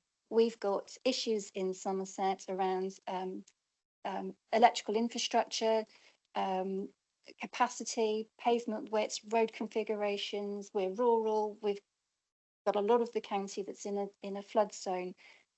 There's conservation areas and heritage requirements as well. All of that needs to be looked at. We will be offering residents and yourselves as members the opportunity to be involved in deciding where charge points are located. We've got a web page which has been drafted and is ready to be launched. We haven't launched it yet because we wanted to make sure we'd gotten so far into this process. And that website is going to allow people to nominate locations where they'd like to see a charge point in the future. That we are hoping will be launched within the next couple of months. As I said, people will nominate a location, and then we can look at that each individual location and see whether those are viable. In addition to the Levi funded charge points, the charge point operator is also going to be offered rapid charge point locations as well. A rapid charge point is a charge point which is 50 kilowatts plus. These charge points will be fully funded by the charge point operator, so the Levi funding will not be used at all for those. And we are suggesting that there's going to be around 20 different locations that they might want to install those. With those charge points, as I said, they will be fully funded by them. They will be responsible for installing them and operating and maintaining them. It will be within the same contract, so it'll be over a period of 17 years. And they will be responsible for all of the regulatory compliance. We've assumed that those charge points are the charge points which they will start to install first because they are likely to bring in more revenue. And we've said that they need to be completed by the end of year 3. For these rapid charge points, we have said that we want an income of £2,000 per year. And again, it will either be the £2,000 or it'll be a revenue share, whichever is greater. And also, again, those charge points, final locations will be agreed between us. I'm going to hand over to Paul now, who's going to talk about the procurement process. Thanks, Sue, and I think you've covered off most of the things I had on my list. So the procurement team have been working with Sue and Chris since right at the beginning of this, so it's been a long haul. We've worked very well together, I think, and we've both learned a lot, both sides of the teams. We were part of the pre-market engagement that Sue mentioned, and then we've produced the procurement documents. To be clear that this procurement exercise was issued under the concession regulations 2016, not the standard procurement regulations, as they don't apply at that time that we issued it. And everything has been done through those regulations. We've had very close support from legal as well. A lot of what we've had to put in the tender has been laid down by Levi, it has to be said. There is a very extensive set of technical requirements that we have to get confirmation from the bidders that they can provide. Those will cover things like adherence to the enormous amount of legislation that applies to these areas. But then we'll specifically cover things like safety management, the technical equipment, payment mechanisms, accessibility, etc. There's a very long list, and those are pretty much a pass-fail exercise through the procurement process. The rest of the approach, again, Levi have laid down some very clear guidance as to what we are assessing against and the weightings that we apply to each of those areas of assessment. All of the tender documentations were passed via Levi, and it was a very stringent challenge sessions that we've had with them about our approach and what we've included, so that it applies consistency, I think, across all of the Levi funding. Those tenders were issued. Again, it's fair to say after we started getting the huge amount of clarification questions coming through, some of the items that we changed, but it was minor tweaks, not anything that would impact on the Levi side of things. It also meant that we had to extend the time to make sure that suppliers were given optimum amount of opportunity to respond in the best way they can to the bids that they were submitting. I think it's fair to say that throughout the process, we were concerned about whether we would get bids, given there's an awful lot of Levi funding going out there at the moment, and there are probably authorities which are deemed more attractive than Somerset, particularly large urban centres, where suppliers will, I think, take the view that it's an easier installation, greater usage, therefore greater income. That's partly why we went the 17-year contract, to make sure that they had every opportunity to gain an income through this process. We've had tenders back in. We are currently going through the evaluation. That evaluation will take effect over the next couple of days. We expect to finish that off and then proceed to a decision report. And again, there is Levi sign-off of what we're selecting, the basis of what we're selecting, etc. So there's been close scrutiny through this, and I think we have, I would say in some areas, pushed the limit of what Levi wanted us to do, but with good reason. And they've approved everything. So we are getting to the sort of pointy end of this now, and hope to get a supplier in the next few days that we will then push through the decision process. Thank you very much. Thank you. I just wanted to come back now to talk about pavement channels before we go on to questions, if that's okay. Yes, of course. So a pavement channel solution is one of the options when we're talking about electric vehicle charging points. So a pavement channel is where if you lived in a property and you didn't have your own driveway, so therefore you can't have your own charge point, you could apply to the council to install a channel in the pavement so that you can put your charging cable across the pavement safely to charge your vehicle. At the moment, Somerset Council doesn't have a policy or a process in place for residents to do that. And we're completely aware of all of the benefits of having a policy and process in place, such as if you charge your vehicle at home, you get cheaper rates of charging. It's more convenient for you. And having a proper channel in the pavement eliminates any hazards. But having said all of that, there are lots of issues and challenges that we need to sort out.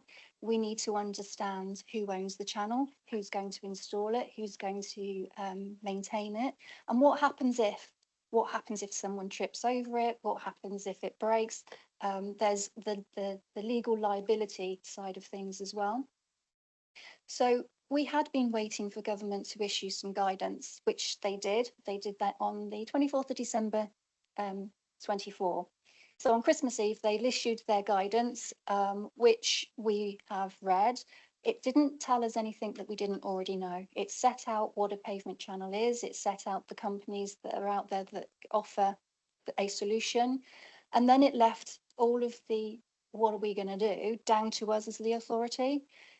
So other local authorities have decided to run trials, and all of the authorities that we've spoken to, they're all doing something similar, but something different. There's different variations of the same thing out there. And all of the trials, as far as we are aware, they are still in trial status. So they haven't completed, they haven't issued their reviews, they haven't done their lessons learned documents at the moment. And then on the 13th of July, government made an announcement that they had allocated or going to allocate a new fund of £63 million for further investment into EV infrastructure. And they made a commitment that there was going to be 25 million of that for pavement channels. But that's all they've said. There's no detail that comes with that at this stage. So that's really potentially good news, but we don't know what share of that we're going to get. And we don't know what the application process is at the moment for that. But it's good news. So we've been keeping a watching brief on what other people are doing. Because of this announcement of the new funding, it's now started more interest again. So we're now considering, what do we do going forward? Do we do a trial, or do we carry on just seeing what other people are doing? Do we make that decision and do something now, or wait? Whilst we've been keeping an eye on what's happening, we do need to bring it all together and explore all of the options, and perhaps create a task and finish group, an officer task and finish group, to fully look at this properly and come back with what the options might be. So wanted to sort of set the scene with that and then open that up to discussion, and we really do welcome your thoughts on what you think, based on there are absolutely positives, and then there's also a whole lot of stuff that we need to figure out and make decisions on. And that's everything. And now over to questions. Right, thank you very much for those. That really useful. And I think I said on the agenda setting meeting, actually, I felt quite positive about today's agenda. I think that's quite positive news. So you're finished now? Yeah, okay. And we'll hand over to questions. So first of all, I've got Henry. First of all, Matt, Steve, Dave. Oh, sorry, Matt, Dave, Steve, and Marcus. Sorry, it doesn't really matter, does it? We can. Okay. Thank you, Sue. Answered the question I put at the setting, which Richard was obviously not wanting to be asked, and I'm not going to go into that anymore. What I do want to explain is why it is important for you to be able to have home charging, and it's due to the VAT.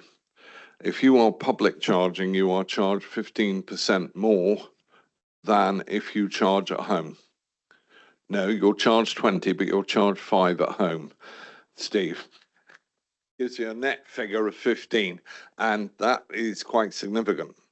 I have a number of questions, if you don't mind, about your thing. The first and foremost is that in South Somerset, I was involved in putting in the last government scheme as the portfolio holder, and we have got serious electric utility problems with supply, because the Axminster drop-down point for the national grid is probably 40,000 light on getting the electricity to Frome and Yeovil. How are you planning to deal with that deficit? And are you going to be looking to tie into renewable energies, suppliers, solar farms and stuff, so that you don't need to use the national grid? Is my first question. My second question is, if you're going to do in-street charging, how are you going to do what they've done in London, whereby you have a not a parking space, a charging space, which is set out with a TRO, where you get fined if you park in it and you're not charging, and you're only allowed to be there for 5 hours. And my final question is, how are you going to deal with the slow charging speed that you are talking about with the low level charging? Because at the very low level, you are talking about 20 hours to charge a high big battery on one of the new cars. I get all of those problems. And the final comment I want to make is that I have a farm shop next door to me called Teals, which has 6 chargers that they've put in. They are high speed, they are very heavily used, and they have put them in specifically to get people to stop at their farm shop. And they have made a really good job of it. And we need to ensure that if you're not doing on-street stuff for the locals, that if you've got any chargers, they are in a position where the person having their vehicle charged has got a chance to go and get a meal or a drink or whatever, if that makes sense. Sue. Yes, thank you. Okay, we are completely aware of capacity issues across Somerset. We have been speaking to both National Grid and SSEN. They are the DNOs for Somerset. And we have access to their data systems. So we're able to look at locations and we're able to see the capacity of those substations in certain areas. When it comes to choosing locations, locations are going to be chosen on many factors, including capacity and also the cost of installing those charge points. Do you remember me talking about the 75-25%? We will be saying that 25% of locations are mandatory, and we will do our best to make sure that charge points are located in those areas where there are capacity issues, but it is all going to come down to the cost of those. So we might just have to tweak locations slightly because there's lots of different substations. It might be that we just have to put it a mile down the road, as an example. In terms of renewable energy, the project doesn't include anything like solar panels or solar canopies or anything like that. Although there possibly could be the option to do that in terms of if we find that there's a location where we absolutely need to have a charge point, that we could look at that type of option. But again, that's probably going to cost more. So at the moment, that's not included. For TROs, the charge point operators are going to want to have TROs because they're going to want to protect the asset. They're going to want to make sure that people that have got electric vehicles are able to use those charging units. What we hope to be in a position to do is to put the charge points in and then see what happens. Our preference, as in us, the project team, would be to not do the TROs straight away, put the charge points in and then let it work itself out.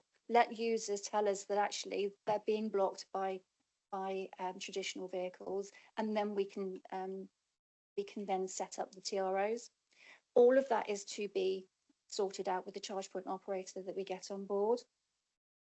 And then the slow speed, a 5 kilo or up to a 5 kilowatt charge point, we know that that's going to be charging really slowly. That is the point of Levi. Levi is about predominantly low-powered charge points. It's about charging overnight. It's about trying to get charge points in those street locations so that they are close enough for somebody to be able to plug in, leave it overnight, and then come back in the morning. Also, in addition to the Levi funded charge points, there are the rapid charge points as well. So when you talk about the farm shop and the charge points that were there, those 20 locations, they will be in scenarios like you've just described, but they will be in locations that belong to the council. So they'll be in car park locations, or they'll be at on-street locations where it's possible to put a hub for a rapid charge point. Also, taking into consideration that you want them close to where somebody's going to want to go as well. But Levi is about predominantly low-powered on-street charging. And I think that was everything that you asked. I come back, Mr. Chairman. I don't know, I can't remember which town it is, either Bristol or Bath, that put in channels and then didn't put any charging point on the road, and they are totally unable to use the charging points because they don't have any parking next door to them. I get what you're about to come to. Hold on, let me finish. The situation with the TRO is that you could get yourself one TRO that covers the whole of Somerset, which would save everybody money, and that would enable you to put in charging areas, parking areas across Somerset, if that makes sense. Yeah, thank you for that. We're aware that we can do You one were. TRA. Okay, I'll shut Thank up. That's good of you. But useful questions. Matt. Thank you, Chair, and thank you, Sue, for the presentation and the document. I appreciate that. A couple of things. The first one, which is something that I'm always banging on about, and that's the great divide between rural and urban in Somerset. We have this omnipresent battle. Clearly, the charge point operator is going to want to put as many in high density urban areas as possible. You mentioned the 25% question. How are we going to mechanically make sure these things go in the right place, rather than, I don't know how to say the question that I've asked myself. Like, I would like to have 5 at the Avalon Marshes Centre, for instance, okay, or wherever that might be. How is that going to be discovered in the first instance, so that we don't go down the same route as the debacle that we saw 3 or so years ago with the bus finance, which all ended up in Taunton, which upset a lot of people, primarily me. How do we stop that from happening? Which is the big question, I suppose. And do you want me to ask the second question first, and then both to be addressed? Yeah, let's do it in that order so we can remember what is that all right? I'm going to answer this one now, yeah? Yes, please. Yes, please. Good. I was starting to forget what the question was. So in terms of making sure that we get that 25% and that the rural locations aren't missed out, there's a lot of data that sits behind making a decision. The starting point of that is that EV ready tool. So the WSP EV ready tool. So that identifies projections into the future as to who's buying vehicles, the demographics of Somerset, and the expectation that a certain number of charge points are going to be delivered in the future.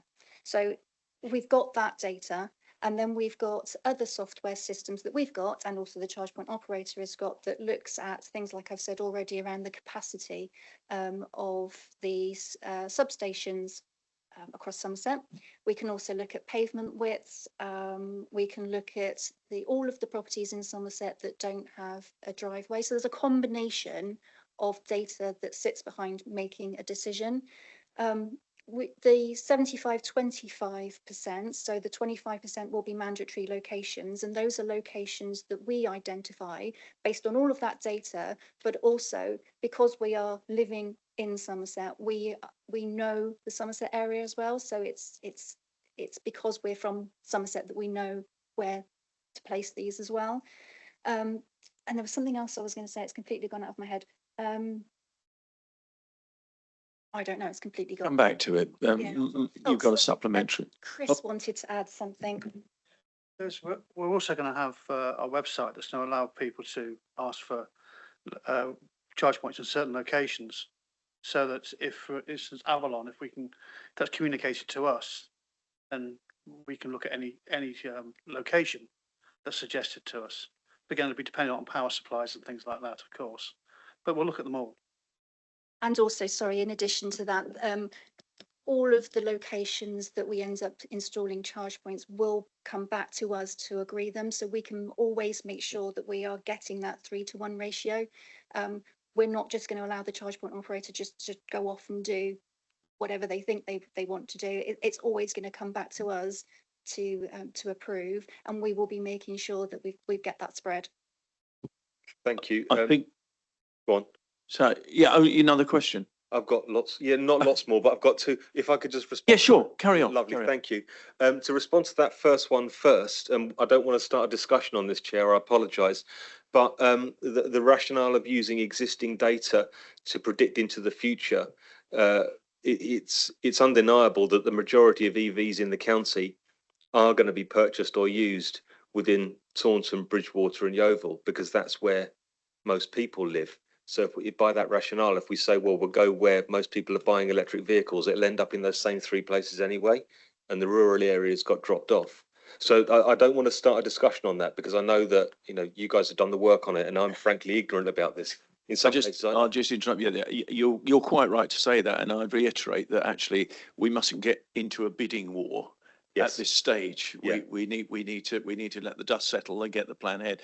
I'm only saying that because I have a feeling easily we could go down the route of putting in bids now for our own communities. So carry on anyway. Thank you, and you're quite right with that. Thank you, Martin, and I hope you're open to bribes. I'm open to bribing if you're brilliant. Thank you for that. No. The second one, I don't want to start a discussion. The second one is more practical, really. I mean, I read through the document previously, and then listening to your presentation again. Thank you for that. It does seem like a very generous offer on the part of the provider to Somerset Council, as in it seems that we get a good deal out of this. Should the worst thing happen, like 9 years into the contract, and the provider discovers that it's no longer financially viable to provide this service, do we have any sort of mechanism in place to cover that service should things go up the wall for the provider? Thank you for that lovely question. So the terms and conditions are set pretty much by Levi that we will contract with that supplier. Part of the reason I think for the Levi requirement that charge points are installed within the first 5 years is to ensure that that supply does get enough income coming through. I think one of the biggest issues that we have at the moment is that this is a new marketplace. If you look at the suppliers in the marketplace, you are not going to see 10 years worth of profitable trading because this is an awful lot of upfront investment. And certainly, I think quite recently, the government has also invested into a particular charging point provider, which would suggest that the government needs this to happen. We will be monitoring the service of the provider. There will be that ongoing contract management. We have the right of step in if we feel it's not working, but we really wouldn't want to do that. There are certain, it's pretty much around breach where the supplier can terminate with us. We've got a lot more rights to terminate with them than they have with us. So it would be very difficult for them to say, no, we're not going to manage the contract. What is more likely is that they would stop installing new charge points because they wouldn't want to make that investment. But it is something that we have to be very clearly monitored. Now we have got Levi behind this to assist us if there are issues. I think part of it is getting that initial sourcing decision correct, to get the assurances from the supplier that they've got the capability of doing this. And pretty much there is not a huge number of suppliers that could cope with this volume at the moment, which is partly again why we expected few bids, because there's so many Levi opportunities and so few suppliers. And I think one of the things we also need to guard against is, and it's his discussion with Levi, we wouldn't want one supplier across the whole country winning every Levi bid because they couldn't possibly cope.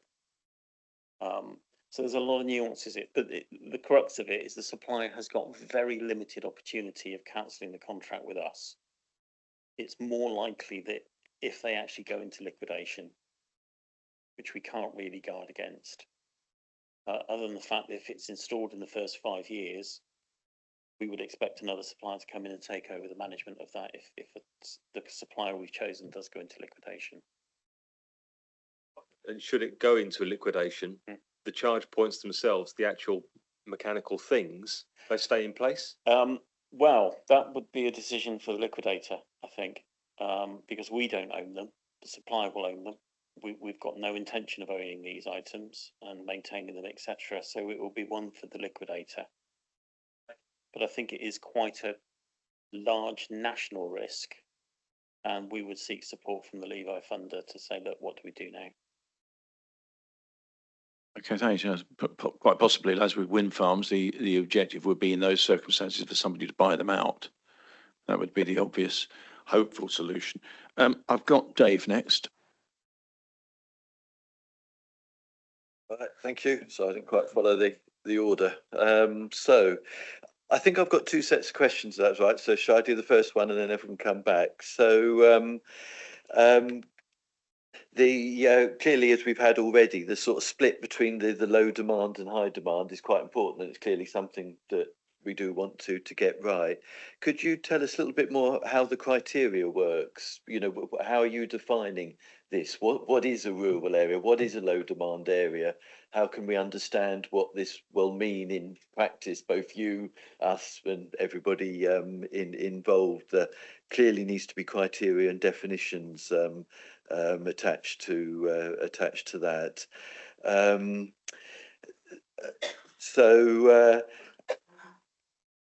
Probably my more substantial questions are in the second set, but could you also just tell us a little bit more? I think the car park provision is straightforward and can easily be sort of understood, and there's a fair amount of that for us to see of various types. Could you tell us what what you feel from your soft market testing, from what you're thinking so far? What does the on-street provision look like? You know, what does it involve? Have you got something in your mind? You know, what is it? Where is it on street? What sort of facility is it? You've mentioned possibly connected to lampposts. So if you can just give us a little bit more what you think again this will mean in practice. Okay, I'm going to hand over to Chris to answer the first question. The location of the charge points and the 75-25 split, this can't be answered at the moment, other than once we find out where the charge point operator wants to go, we'll know where the gaps are, where the market failure is, and that's then down to us to fill those spaces. That's probably the best description of that. We've got some really good mapping equipment. We've got field dynamics, which is the same as the charge point operators use.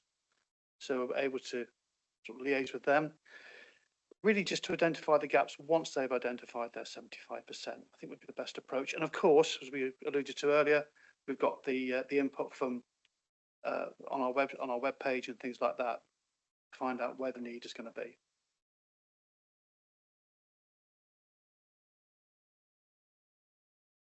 Sounds very woolly. How is anyone going to quite understand that? It sounds as though, from what you just said, sorry, I've left my thing on again. It sounds like the operator's going to identify the 75%, and 75% of what? 75% of houses. But you know, you've got to define these things. Low demand and rural is not a definition. So, what are you going to use to actually measure this? Well, the numbers, 75% of the charge points, essentially that'll be, like we just said, their choice. But how are you defining low demand and rural? You've given us no definition, and of themselves, they're not countable. Okay, we have different areas in the Peninsula Southwest. What's it called? Hang on, just check the name of it. The Peninsula Western Gateway EV charging study identifies areas we were talking about earlier, which are likely to have high demand and low demand. We've suggested that the charge point operator operates in the high demand areas. We take up the slack in the low demand areas. I think what we'll do is we'll take that away and come back with a definition, because it does need to be really clear so that people will know what's going to fit in the 75% and what's going to fit into the 25%. So we'll take that away and come back with a definition. I think we probably know too much, and it's hard to just to give that as a simple definition. So we'll come back to you. Okay. And then in terms of the on-street charge points and what does that actually mean? What do they look like? It will either be something that's connected to the lamp column cable network, which will go into the lamp column and then come back out as possibly a single socket pedestal, or there will be a dual socket charge point, which will also require the what's the word, Chris? The Feeder pillar. Feeder pillar, yeah. So those are the two on-street options: either a single pedestal connected to the lamp column unmetered supply, or a dual socketed charge point that's got a pedestal that's linked to the nearest substation supply. They are likely to be on the pavement, and there is a design specification that has been drawn up that says what that specification looks like in terms of measurements, making sure that there's certain distance allowed for pedestrians, making sure that there's a certain distance away from the curb. In some cases, it might mean that a build out is required. So if the pavement width isn't big enough, then you would build out into the road. That's called a build out, and the charge point would be located on there. So it isn't defined exactly the same for each location, because each location we need to review on its own merits against lots of different elements. Also, on an on-street location, we would be looking to make sure that it's in the best location in a street. So where possible, rather than it being outside a specific property, we might put it at the end of the row of houses where there's a turning space or more space, or whatever might be a better option than putting it right outside of somebody's property. We need to make sure that we've got certain measurements. There's a whole lot of things. I might not have covered it all there, but we have got a difference between what a on-street charge point will look like and what a car park charge point will look like. Thank you. Do you have another question, Dave, or was that? Yeah, I do, if I Yeah. may. Thank you, and that sounded helpful. And if I've understood it correctly, it doesn't matter that the lamppost is on the wrong side of the pavement. I don't think it does from what you've just said. So good. So that's clarified. Is that in addition to that? So it won't actually be a charge point connected to the lamp column itself, because the lamp columns across Somerset tend to be at the back of the pavement. Yeah. If we put a charge point on a lamp column at the back of the pavement, we'd be creating a trailing cable issue. Yeah. So it's just connected to the power supply, and then there would be a connection from the lamp post to the edge of the curb where the pedestal would be located, or the bollard. Can I just add to that as well, that not all lampposts are suitable. It depends on the supply to them. If there's a loop supply, there can be a problem, or if it's a switch supply, there can be a problem for the charge point. So just by seeing that lamp column there doesn't necessarily mean it can have a charge point. There's something like 60,000 lamp columns across Somerset, and we're not going to be able to connect to probably the majority of them. It is about identifying the ones that we can connect to. And more about the supply. It's actually the electricity supply that's being used rather than the lampposts as such. Okay, that's good, and that's reassuring. Thanks for that. Sorry, and I'm sort of collecting my thoughts a little bit better. I didn't quite realise I was going to be the next one on. But so perhaps I will just start there. I do agree, as Richard said, this sounds like very good news. Lots of good funding to achieve something. So something that we need. So it is good news. I don't think I've got an interest to declare, but whether it's relevant, I do actually manage a community charging point, partly funded through previous things and from various sources. Trying to think how long that is now. It's at least 4 years, maybe going into the fifth now. So had a little bit of experience, and this is a public community charging point.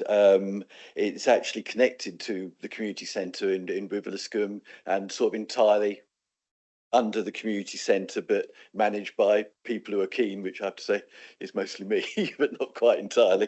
But it's sort of ring fenced as far as accounts and everything are concerned within the community centre. So I never actually touch the money as such. So I don't think I have an interest to declare, and it's only one charging point, but it's used, not. I won't say. Well, anyway, it is used, and possibly the most used one in town. Okay, so that sort of background. I think the question Henry sort of put is a real key one, and then I say was exercising me. I'd actually like to expand on it because again, this is absolutely my thoughts too. The issue with going with an operator is that they're more expensive. So most houses are going to have the low cost option. They can connect to their home electricity, not have the extra VAT cost, not have all the costs of an operator to pay as well. They just need to put a charging point there and can use it. They can even benefit from things. They can actually earn money. I suspect Steve might come on to, because I think he knows about it better than anyone here. You can actually earn money by emptying your battery and supplying it back into the grid at the right times. And you can get the electricity really cheaply at various times, but you can only do that if you've got the home one. So 75% of people, those with driveways, can potentially have a wonderful experience of charging, and they can have it at really low cost. If they're really clever, they might even earn money from it, and run their car. And now we've got these other 25% of people, the poor people again, who don't have driveways at home, and unfortunately we're loading up the costs on them. So for them, unfortunately, I mean, I think electric vehicles are still absolutely the thing to look at, but they've got VAT, they've got an operator costs, and they don't have the advantages which the majority of people have. So we need to look at that, and this actually brings into the cross pavement solution being really important, because it still can't cover everybody, but the cross pavement does allow more people to access that, a lot more people to access that. So leaving the cross pavement to one side really feels like absolutely the wrong thing to be doing. We've got to, let me have my say, and I'll be interested to hear in the response, but we need to be advancing that. And so personally, I mean, obviously I'll be interested to hear what is said, but I do think we need to be getting going with that, because it's the competition. Otherwise, we're creating a near monopoly. We're giving one charger, one operator, the concession to operate most of the chargers throughout Somerset. They haven't got any competition for these people. So, and that is another concern which I've got in here. I can't see how we're properly or fully taking into account the end user and how we're going to keep their costs down. I didn't see too much evidence of that. And one thing is the scoring matrix that we've got, page 73.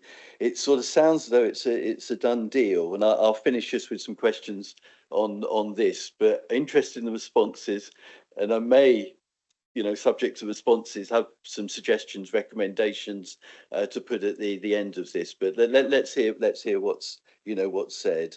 So in the scoring matrix, we got on 73 for how the bids from the operators are going to be judged. One sort of question, half of the points. So we got the pass fail on the technical, that's good, and it sounds very wide ranging, so that's good. So if they're not doing what is wanted, they will just fail. But after that, it's what's best, and then this is where the evaluation becomes very important. So we've got 20% going for strategic fit and 30% for scale of solution. To me, they sound quite similar, those things, and that's half the marks. So that is really going to determine who comes out top. That's the message that we've sent to the operator by selecting those. So perhaps it might be interesting to know a little bit more what's meant by strategic fit and scale of solution, as they're the things that have been identified as overwhelmingly the most important thing that could determine who gets selected. And then we've got customer experience, 4.6, 5% of the evaluation, so only a tenth of those others. And that actually strikes me as quite important. And I hope customer experience includes what it's going to cost people, because that is quite an important thing. And we do need to make sure we're on the side of the people who are using this and we're keeping their costs down. And I've not seen, I mean, I hope it's in people's mind, but not seen evidence of it in the report. And it needs to be in our minds and thinking about how we are going to keep people's costs down, because that will be important. Not just keeping costs down to the council, we're a public service, keeping costs down for the public is important too. Yes, well, I'll ask Richard if that's all right. So to come back on that, you may answer this one. Thank you, Chair. Yeah, I'd quite like to answer the majority of those questions. And you're quite right. You know, the costs, as quite often happens, disproportionately hit the less well off. That's an unfortunate scenario of you know, a statement of society almost, I think. But however, I would like to point out that despite the fact that it will be more expensive, it's still cheaper than ice. When I say ice, I don't mean an American. I mean a fuel-powered diesel or petrol car, internal combustion. Thank you. And yes, absolutely. The problem is for these companies is that if it's too expensive, people will not use them. So they have to consider that alongside everything else. And you're absolutely right. If you've got your own ability to provide your own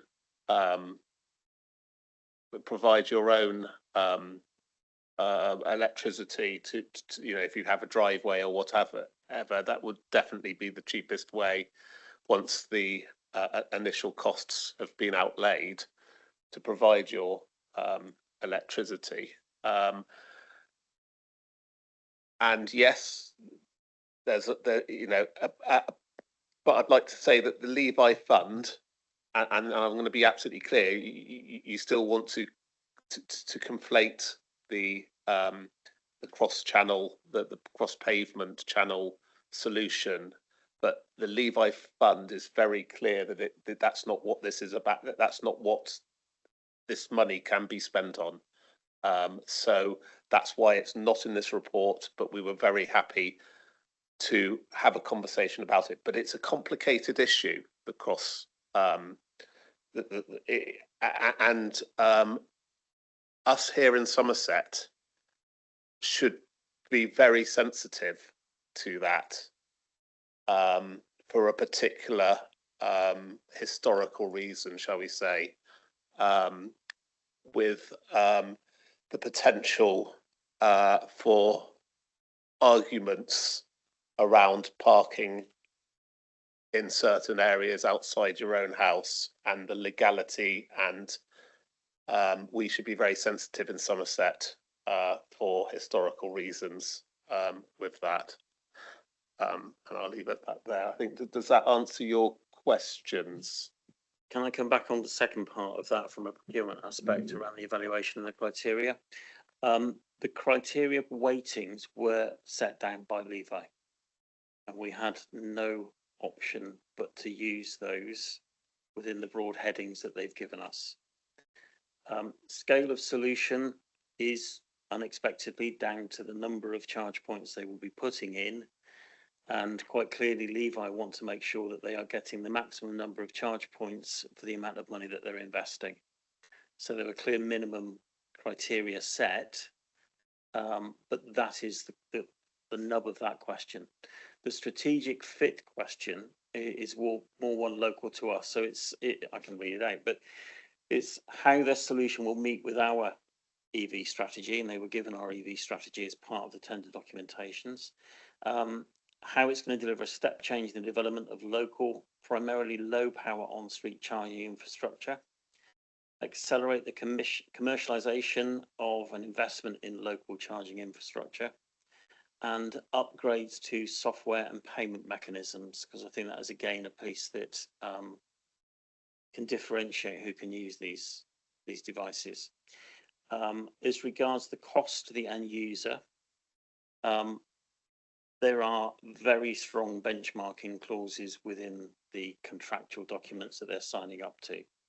And as been pointed out, there is no point in a provider charging an exceptionally high rate because people won't use it. So what we're looking at is a regular comparison against the local marketplace and against a national position. They are not allowed to increase their charging without going through that benchmarking exercise and agreed by us. So it does give us some control, but clearly they do need to charge at a rate which is suitable for their commercial model. Yeah, Henry, come back, please do. Could we please take Sue's suggestion on this and not discuss it any further and look at a task and finish group about how we deal with the pavements and where we go from here? You did suggest it, Sue. Are you happy for that to happen? Thank you.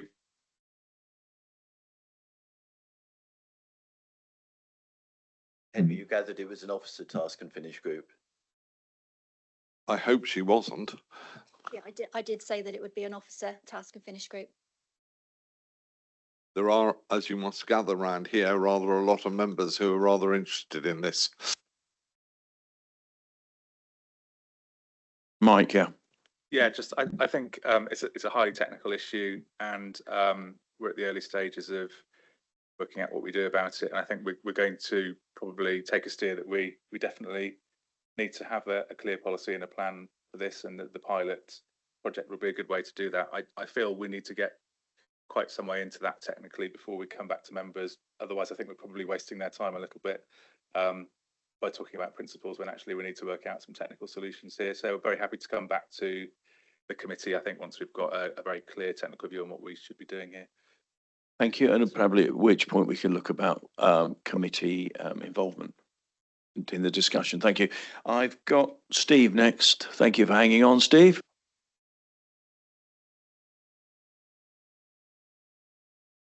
First of all, I can't see street side parking working in my ward at all, because you put TROs in, they'll be ignored. There's no enforcement. It's like planning. There's no enforcement is non-existent. So block it. They will just immediately be blocked by ice cars. I'm disappointed as well. There's a concentration on low speed charging, because we have such a shortage of parking spaces that one rapid charger could charge 20 cars in a night or in a day, whereas we currently have in Crewkerne, we have 2 low-speed chargers for 10,000 people, and they are consistently blocked by petrol cars. There's no enforcement at all overnight. The enforcement goes home at 5 o'clock, and that's it. It's gone. Police won't enforce police don't even enforce double yellow lines. So one rapid charger, give us one rapid charger rather than 50 low-speed chargers. Thank you. Good.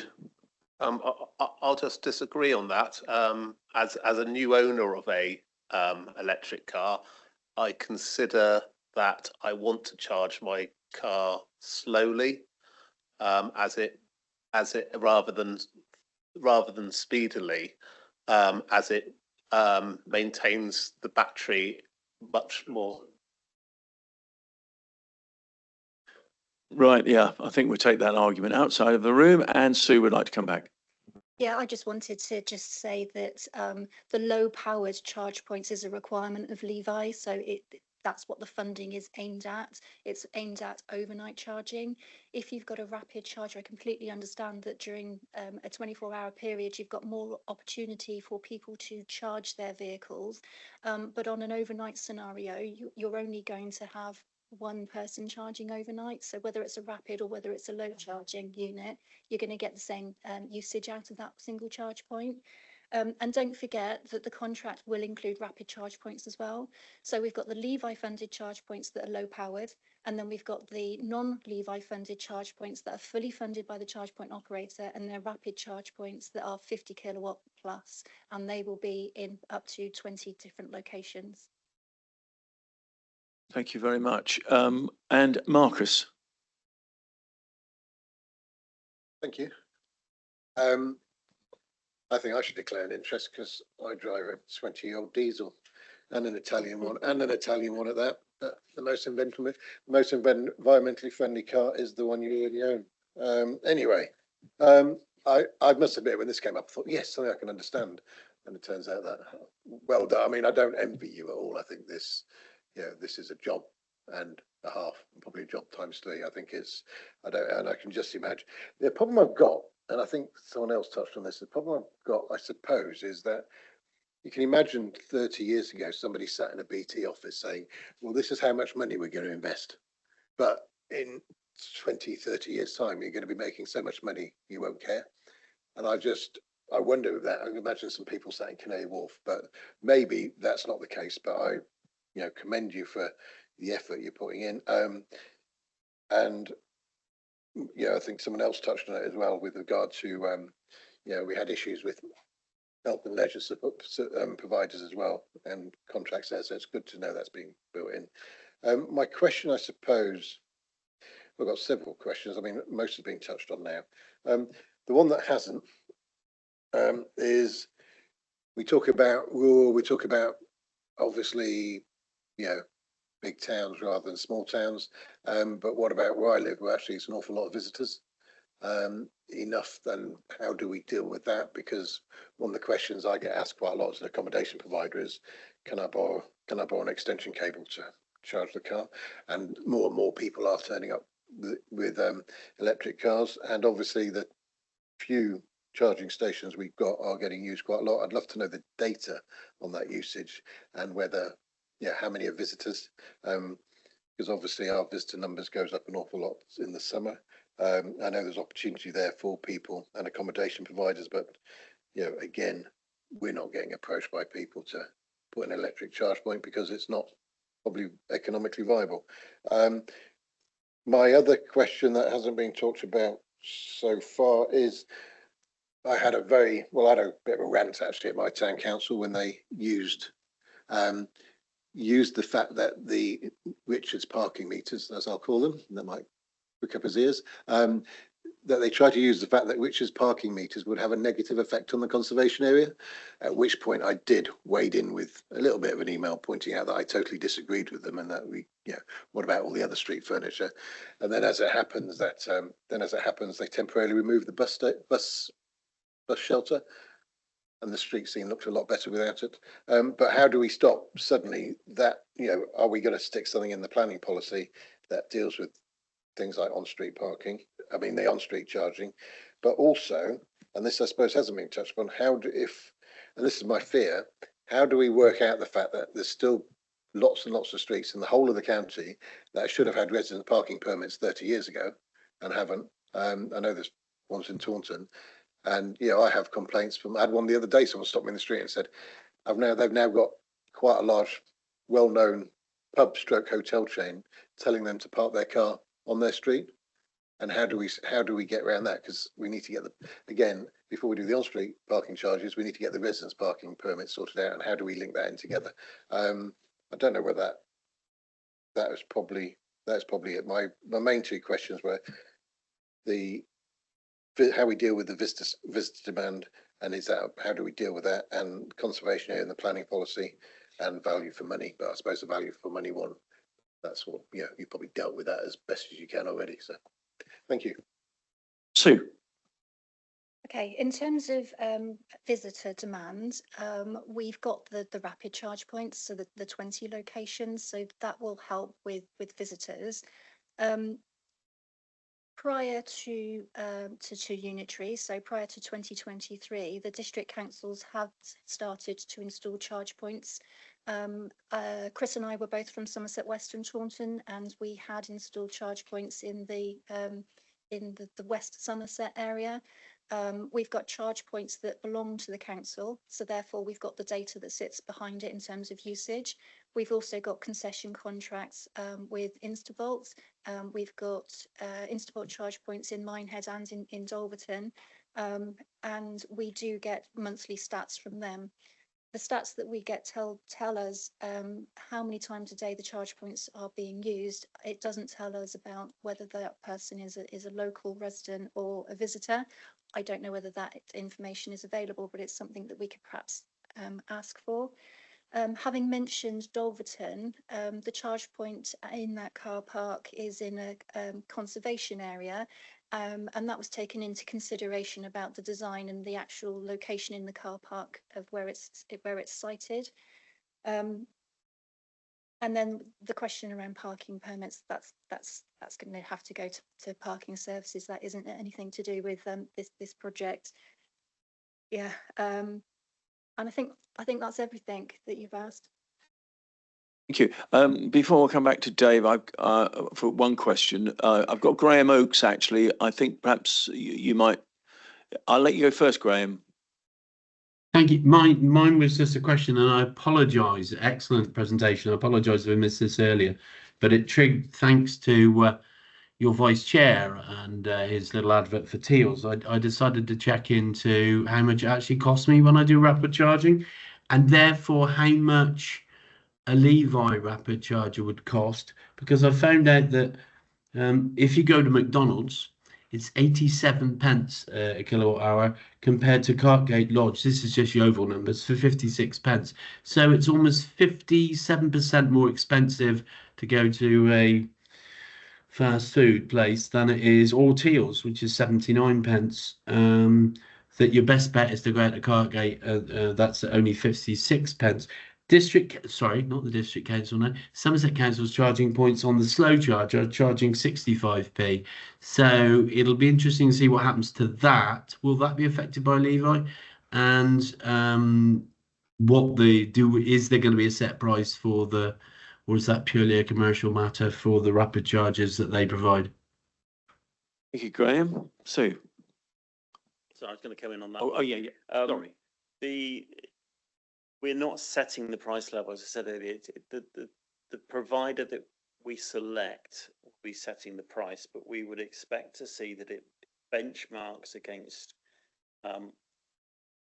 other chargers of that wattage, if you like, in the same area, so that there is that benchmarking. As I said, if they overcharge, they will not get these chargers used, and it won't be commercially viable for them.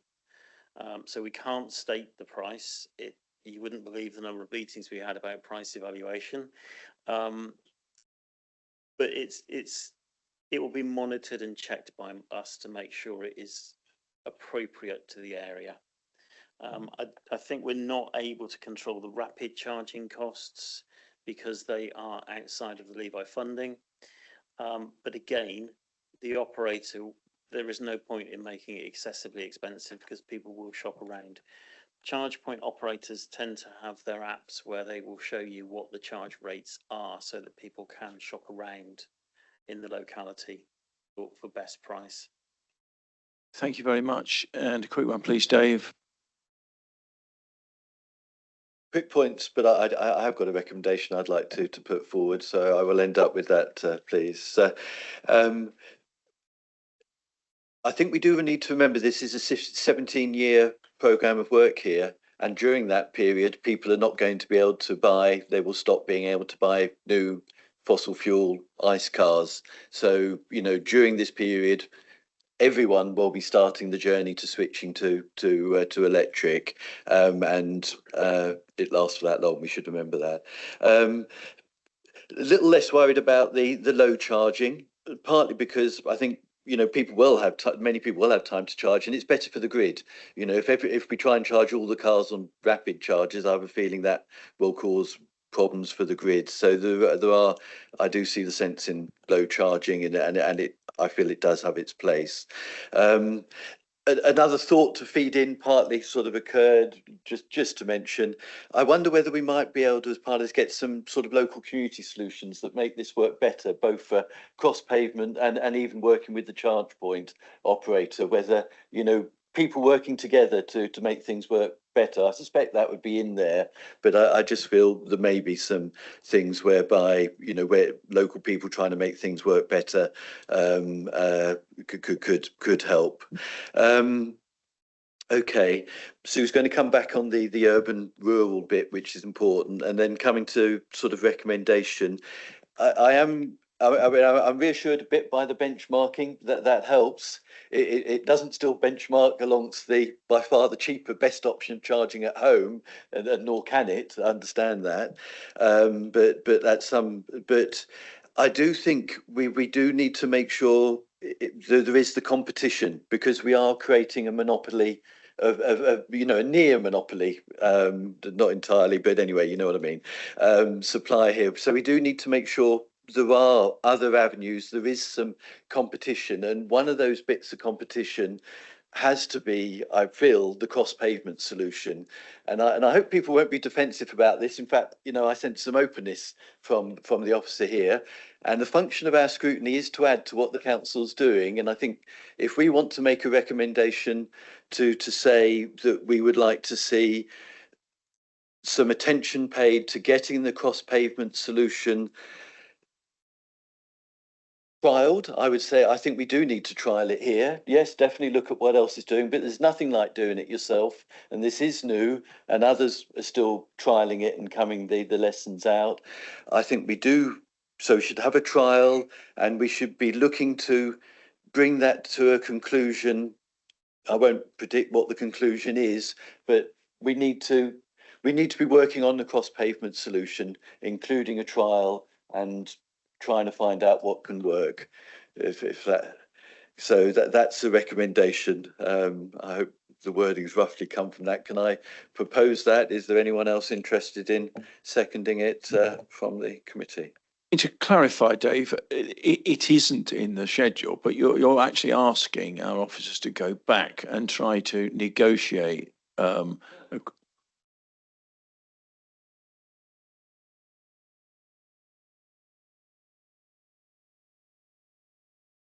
It's separate from the charge point.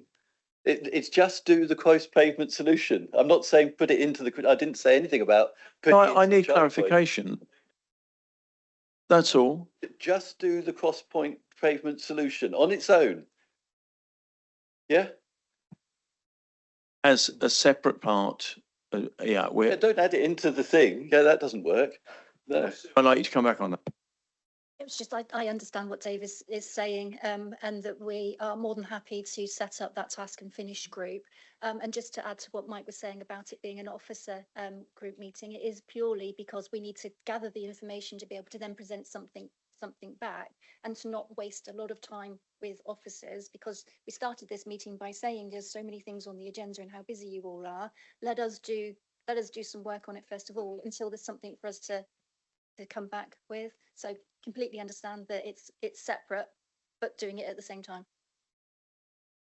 Yeah, thank you, Chair. I was only saying, although I understand and agree, it's not really part of this agenda item because it's a separate thing. We're here to discuss the Levi Fund. So I don't know how we make a recommendation to look at saying that wasn't part. I think with respect, I think we can make the recommendation, and the officers will come back and give us advice on whether that's realistic, which they have done. Sorry. Completely failed to see any difficulty. We're just asking the officers. It's related to it's related to charging of electric cars. We got it. Yeah. Okay, that's it. I'm knocking this on the head because I actually haven't asked a question myself, and we've been talking about 2 hours now. So can we, if we can just draw this to, did you want to add to that, Marcus? Okay, thank you. I'd just like to ask a couple of questions. So that recommendation, is anybody willing to second that? Steve Ashton. Mr. Chairman, could we possibly add it as a fourth recommendation to the 3 that we've been asked to pass? And in which case I'm willing to second it. If it's separate to those 3 that are already on the paper, I'm not willing to second it. Right. The 3 recommendations on the paper. I'll have to go back because yeah. Note the compliance to procurement procedures and process the remaining process to follow. Are we happy with that? Right. Point 2, comment upon the approach being taken, offer insights to project execution. Yes, we've done that. Yeah. C, note the proposed contract award to be approved via a non-key decision taken by the member for Transport and Waste Services and the Executive Director for Community, Place and Economy. How do we feel about that? We're okay with that. Okay, so those three, I don't need to raise that. Those three have been agreed, yeah? Okay, let's put your hands up if you agree on those three. Let's take all three at once. Right. Okay. Now, Henry, your fourth point. I'm very happy to second Dave's fourth recommendation, but I just want to make the point that it's not actually tied to what the presentation was being made, but it needs to be relevant to and sorted and happening. That makes sense? Yes. Go on, Richard. Like I said, it's a very separate thing. The Levi section is very specific. I think it should be a separate recommendation that you make to this. In addition to the report, we would like to make a separate recommendation, and the wording would be that attention be paid to getting a cross pavement solution in addition to the recommendation, including trialling it. Could I have a raise of hands, please, if we agree with that? Did you catch that?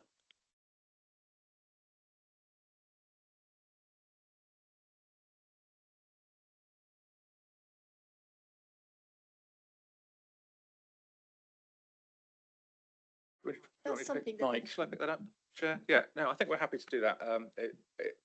We take the steer from you, and it's something that we think definitely needs doing. We think there are funding opportunities to go for to help us trial this, so it's something that I think is appropriate for us to seek to take forward. If there are any subsequent financial implications that we don't think can be borne by the service, we can certainly flag that up as part of the process and report back. But I'm happy at this stage that we invest the time in seeking some funding and taking it forward. Thank you. Those in favour? Okay, carried. Thank you very much. Before ending that, I'll just ask a couple of questions of my own that don't have any reflection. These are neighbourhood projects that we're talking about, installations. Is the supplier also looking to use some of this allocation on major highways? So if they wanted to, would they stick charging points on the 303, for example?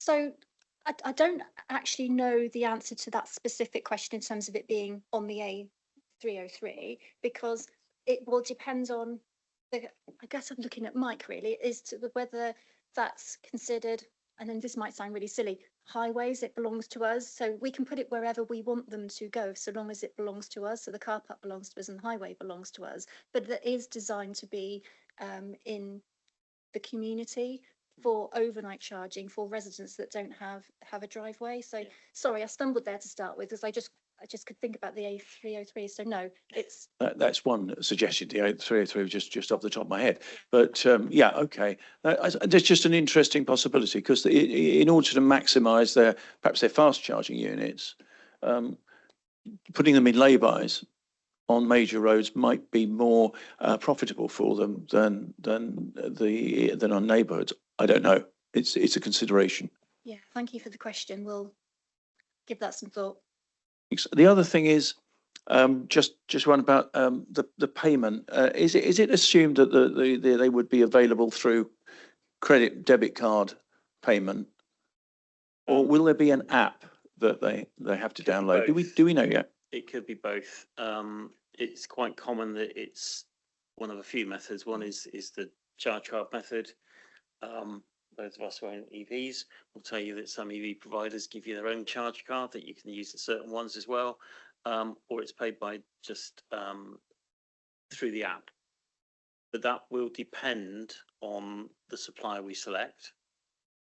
But there are clear guidance within the technical specifications laid down by Levi as to the minimum number of ways that they can actually do it. If they can't do it in certain ways, then they're disqualified. Yeah. Sue, you wanted to say something? Yeah, just in addition to that, there is another option as well, which is an RFID card, which is a card that would be allocated to a user to then use that card to present at the charge point. And also any charge point that is over 8 kilowatts has to have the option of contactless. Anything under doesn't at the moment. Okay, thanks. They also use QR codes as well. So there's a variety of different ways. And I guess as with most things, at the moment, there's a variety of different ways. At some point in the future, the best way will work its way out, and there'll probably then just be kind of best and single way to do it. Thank you. Thank you. I think that answers the question. Anyway, so thank you very much, everybody, for that. Now we're running very late, but I think we were much too optimistic in the schedule anyway. So I'd like to continue and see this meeting through, particularly this next agenda item, which is the Pegel flood alarms, which Henry is going to introduce. Okay. This is the first part of two. Paul Ellington is going to talk about the radar that goes with this after I've finished. Right, second slide, please. Right, if you go on Google, this is what you'll get, and this is how you put it onto your phone. I'm sorry, it's very simple and very quick. Next one, please. These will be available. If you go on to Bing, this is what you get. Bing is a search engine. Hello, don't look so thing. It's what you get put on. Anyway, doesn't matter. When you bring up the next one, please, got it up, you will get this flood alert brought up if you go on to an iPhone or an iPad. They're all different. You are looking, the app will show you on the screen indicated the white arrow of when it downloads onto your phone. When you highlight that, you then get every single radar depth system, and I've chosen in Somerset. What I didn't know when I did this, I raised the money, and I want to thank them, Persimmon charity people and the Somerset River Authority, because the quote I was given didn't include VAT, and we've actually downloaded the whole country for the money I raised. I thought I was just doing Somerset. So you then choose which gauge you want, and when you've chosen that gauge, you will get, next one please, Aisha, you will get a map that looks like that. Now that is the depth of the Western Banfield staging system, and it's for a complete year, as you can see at the bottom, and it's quite obvious. If you want more information, where the red line is, in other words, anywhere, you hit the blank screen, and it then offers you, next one please, 3 points, which are slightly difficult to read. The top one says the average warning threshold of 59 users, and that's how many people are already using this app on this particular system. And then the other two are what they're suggesting. In all of this, it's too low. We know that the flooding doesn't occur at Western Banfield till it reaches 2.5. And I will show you what it sounds like in a minute. If you hit the red button on the left-hand side, you can then monitor a Pacific unit. You get one for free. If you go on to the Pegel Flood Pro, Alert Pro, it'll cost you £17.49 for a year, and you can use as many of these as you like in your area. It also allows you to set different alarms and to get emails and all sorts of stuff, but you can look all that up on your own. Right, the final thing I want to do, and this I always fail on this, is I want to show you what the warning thing is like. Is it going to go off? That's what you get when it goes off. It flashes on your phone and it does that, and it will wake you in the early hours of the morning. Right, that was the quickest presentation you're going to have today. Anybody got any questions? It is available. Aisha will send it to anybody who wants it.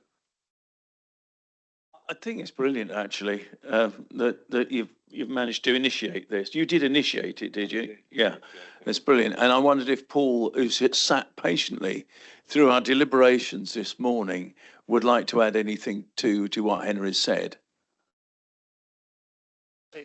Sorry, not specifically to what Henry's said, but I do have a few slides, and promise I won't keep you much longer, about this. Let's do those, shall we, and then take questions afterwards. Yep, sure. So if I could have the slides up, please. Yep. So just to say that what Henry's presented is around an individual alert, which is vital, and our hope is that that will trigger a kind of a household level response. What I'm about to show you is around community level alerting and a community response.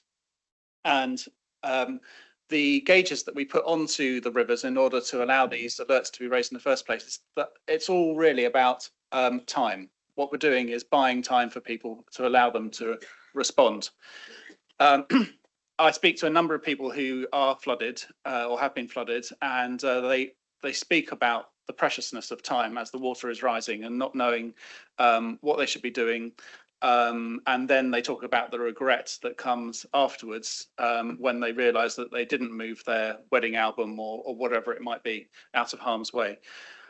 So the idea of these gauges is that it buys people that time that they can take that considered action that they need to in order to not obviously reduce the level of the flood itself, but reduce the impact that it has on them and on their community.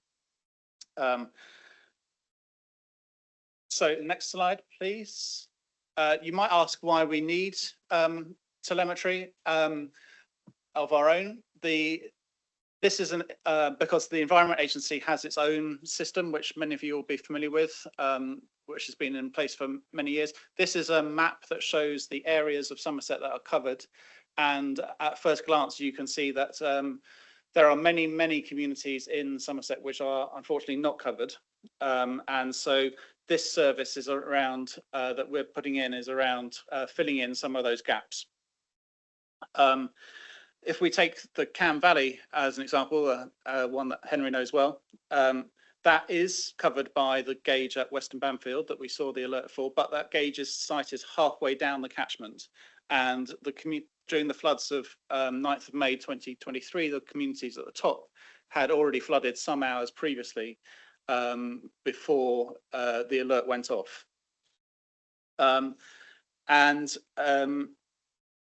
What we've discovered during the Section 19 flood investigations that have happened since is that the time period between flooding at the top of the catchment and flooding at Queen Camel, which isn't even at the bottom, was around 6 hours. And actually, if you can give people 6 hours worth of warning that a flood is on its way, there is a lot that you can do in order to better protect yourself, your family, and your property.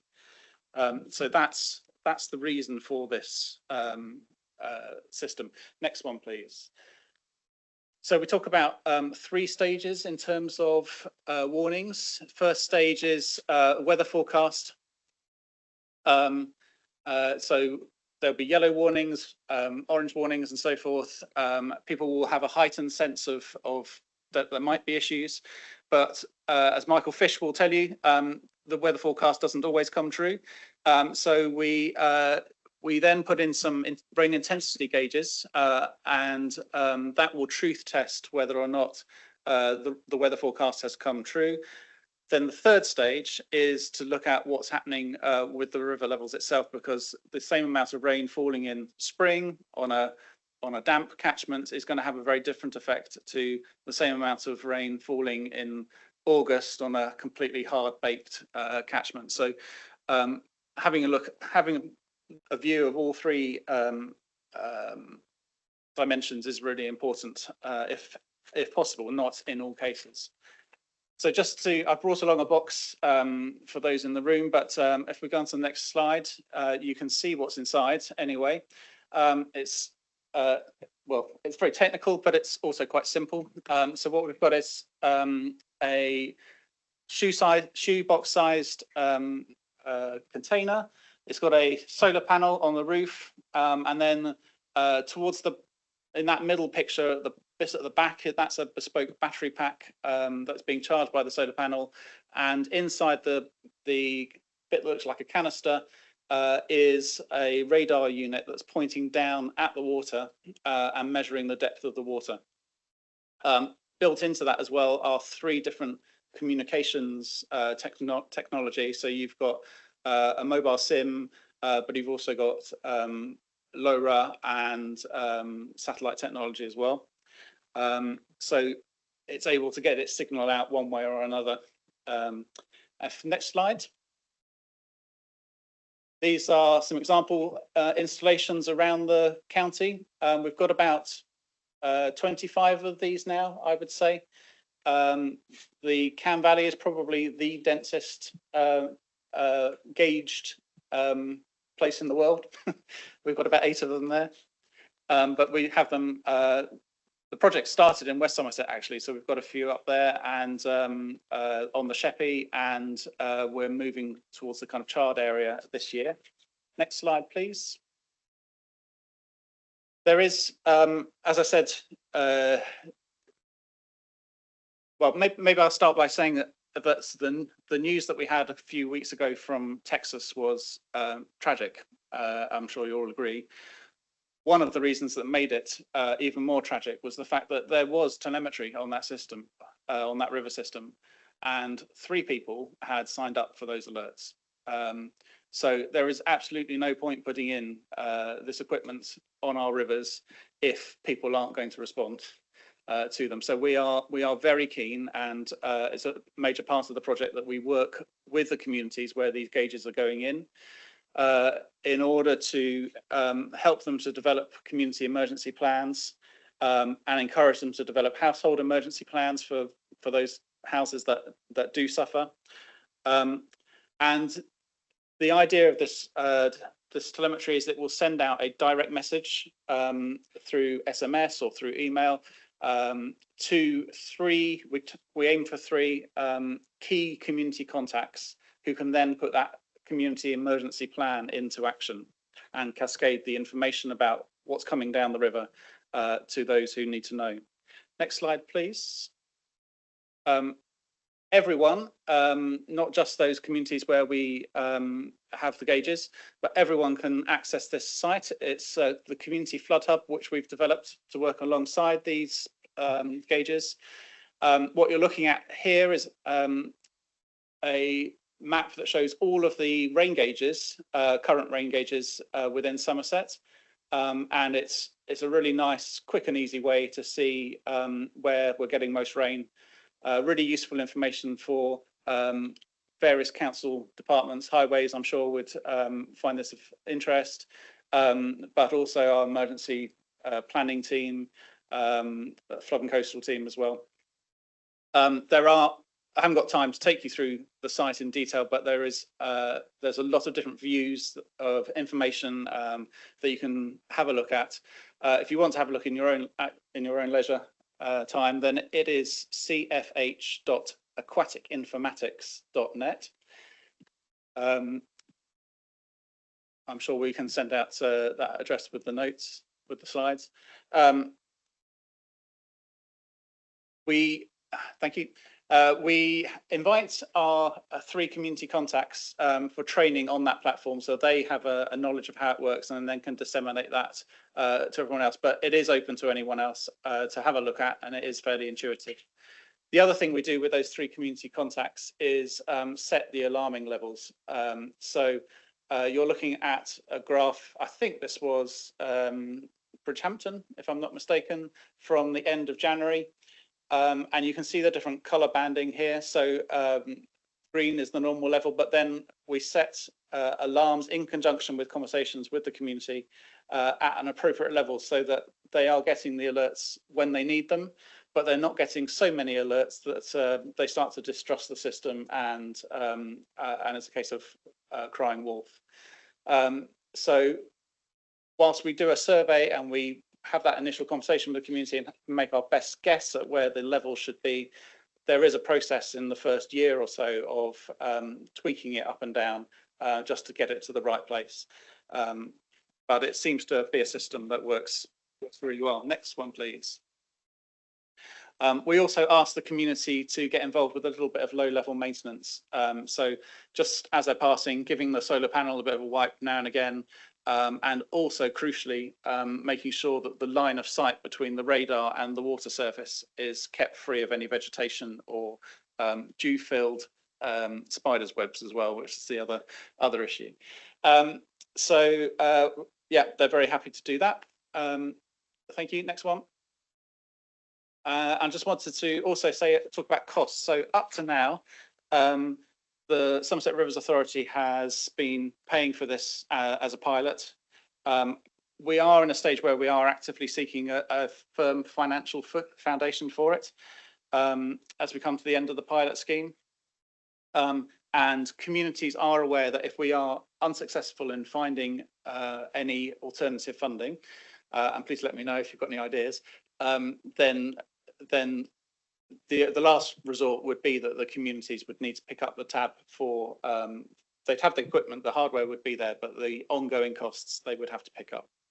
The licenses for using that web platform that you've seen are currently around about £500 per unit. We have to buy in those licenses in blocks, and the nature of that means that the more we buy, the cheaper it will become. And the good news is that this is now a successful Somerset export, actually. Bristol City Council have bought into the system because they see the power it has. And we are in conversations with neighbouring local authorities as well with their telemetry. So as more and more people come on board with the system, then the prices will go down. But as I said, we do need to find that firm financial footing for it. Next one, please. So, yeah, just the benefits for the community. I just want to kind of focus in on that at the end. Is just to say that this is offering a bespoke flood alert system for that community. We are sending. It's able to send alerts at the right time, at the right level for each community that we're serving. It's proved to be a really useful platform for engaging with communities, particularly those who have previously flooded. It becomes something around which a lot more energy and community engagement happens, not least development of these emergency plans, but other aspects, you know, development of flood warden teams and so forth as well. Personally for me, one of the most gratifying elements of the project has been the impact it's having on people's mental health. The number of people who have said to me things like, you know, I can't believe how far we've come in the last year with this project, or I can finally sleep at night even though I know it's going to be raining.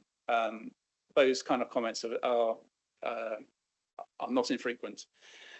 And then lastly, the other thing I just want to say is that whilst this is something that we have kicked off with our partners in the Environment Agency,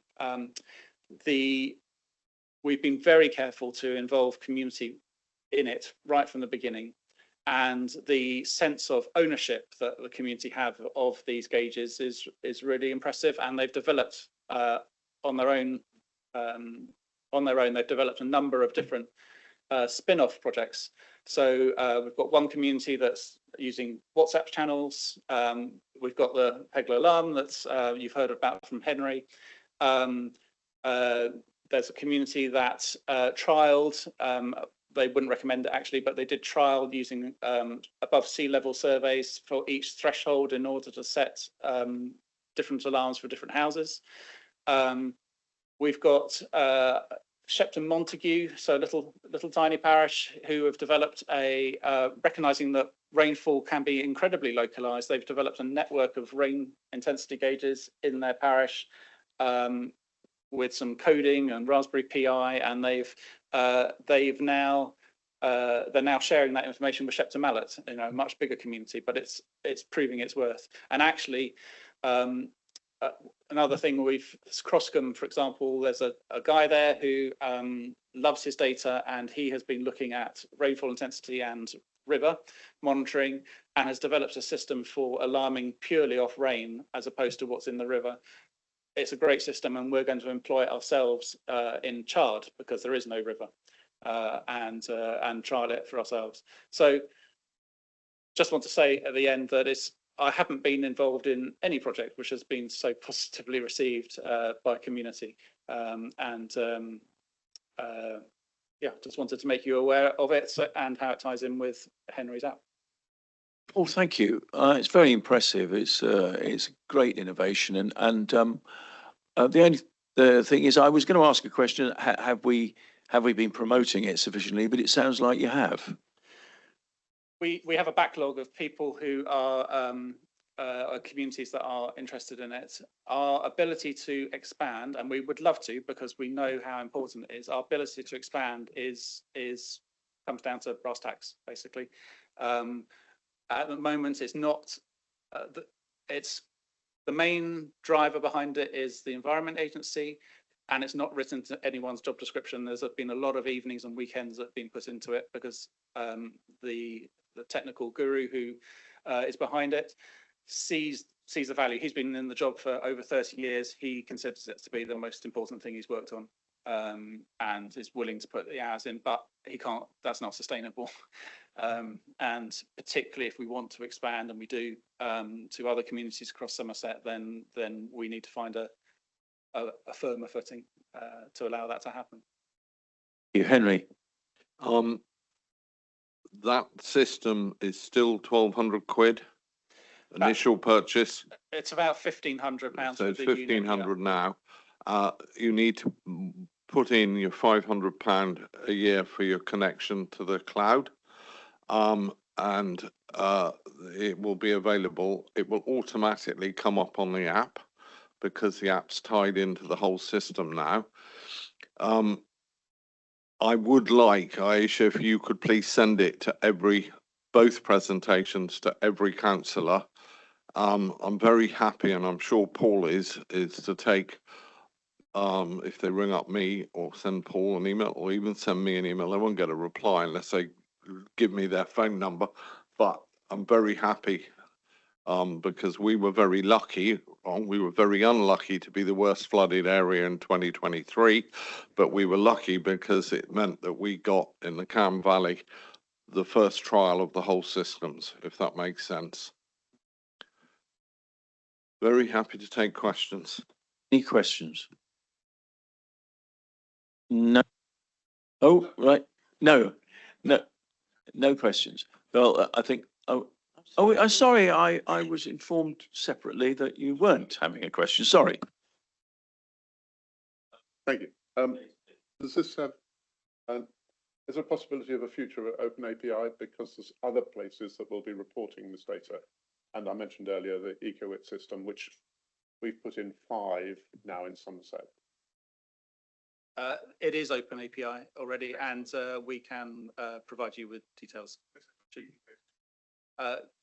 So feeding data to each one of those nodes that you see on the map, each data point, that's what costs us £500 a year. So because we have to pay for a license for each one of those currently.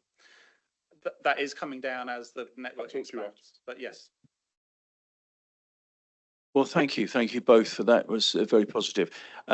Before we move, well, we're moving on to agenda item 9, but I note that these reports were only received yesterday at midday. So what I'm going to suggest, given the meeting is considerably overrun, is that we go back and get a chance. We might have a chance. I haven't had a chance to read the reports. So if we can go back and read the reports and send in any questions copied to all of us on the committee and to James, having read them, so that we can all read them, and if necessary, if there's any need for discussion, to bring that up at the next meeting and propose it for the next meeting. Does that meet with your general approval, or is there anybody who's determined to or wanting to speak specifically on any? Henry does. Sorry to keep this going for 2 more minutes. The Somerset Council designation site management, a new process for designing local nature reserves and a guide to local nature reserves, the selection and process is really important for your parishes. This gives your parishes the opportunity to defend a local green space that they think is important. And James and his team have worked very hard on this, and it needs you and everybody else to actually be telling the parishes what is available and how they protect themselves from development on sites which they care about. There is no money, and they will need for the parishes to be looking at what they want to do. Now, James is about to tell me off.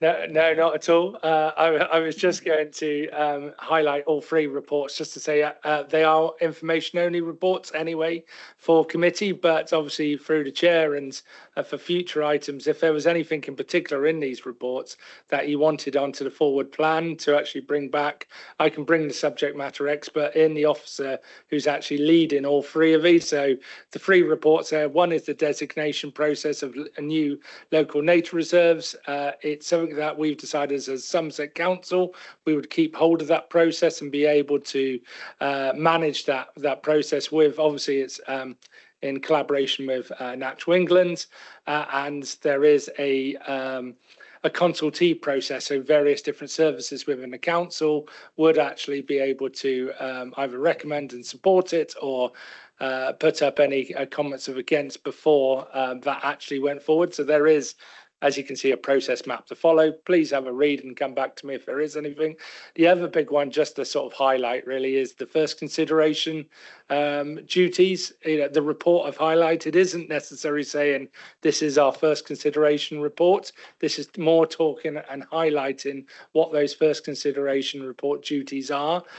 So we are in the middle of still completing the first consideration report. And again, that's an item I think which will come forward naturally to the scrutiny committee anyway there. So on those reports, it was information only, but if there's anything in particular you wanted to bring forward next time, let me know. I was also just going to come in on the back end of the last presentation just to say really keen to see how we can move this forward. Again, through the processes that I need to follow is looking at business cases and actually how it can be embedded into a business as usual process. It was a pilot within Somerset River Authority. I do see it as additionality, but at this moment in time, we need to turn it into business as usual because it's a critical piece of kit and a critical system that we need to embed within the services. The key bit which comes with this is the staffing element. There is a need to actually manage, develop, and obviously then sort of, maintain these pieces of kit as well. So it's a fantastic app. It's a fantastic trial to date. We just need to somehow find a way to continue this. But I think that's going to come with costs, unfortunately, there. So that's a piece I'm going to be working with Paul in the background on anyway, just to try and understand how we can evolve that business case and move forward. That's brilliant. Thank you very much. Any other business? Any other points? No, I'd just like to conclude then by saying the summary of that we've received the presentation, and with grateful thanks for what is a brilliant innovation for Somerset. Just to say, in conclusion, we've had 3 items, that being the last one, the Levi Fund and the landscape recovery projects, which I think shows, despite whatever reservations we may have in the detail, some real forward progress. I would say it's a shame we weren't discussing this in the 1990s, but we're here, and they do actually. It's actually good to see that we are progressing, and look forward to further reports and progress in those areas. Thank you all very much for coming and for making this meeting correct. I'm closing it. Thank you.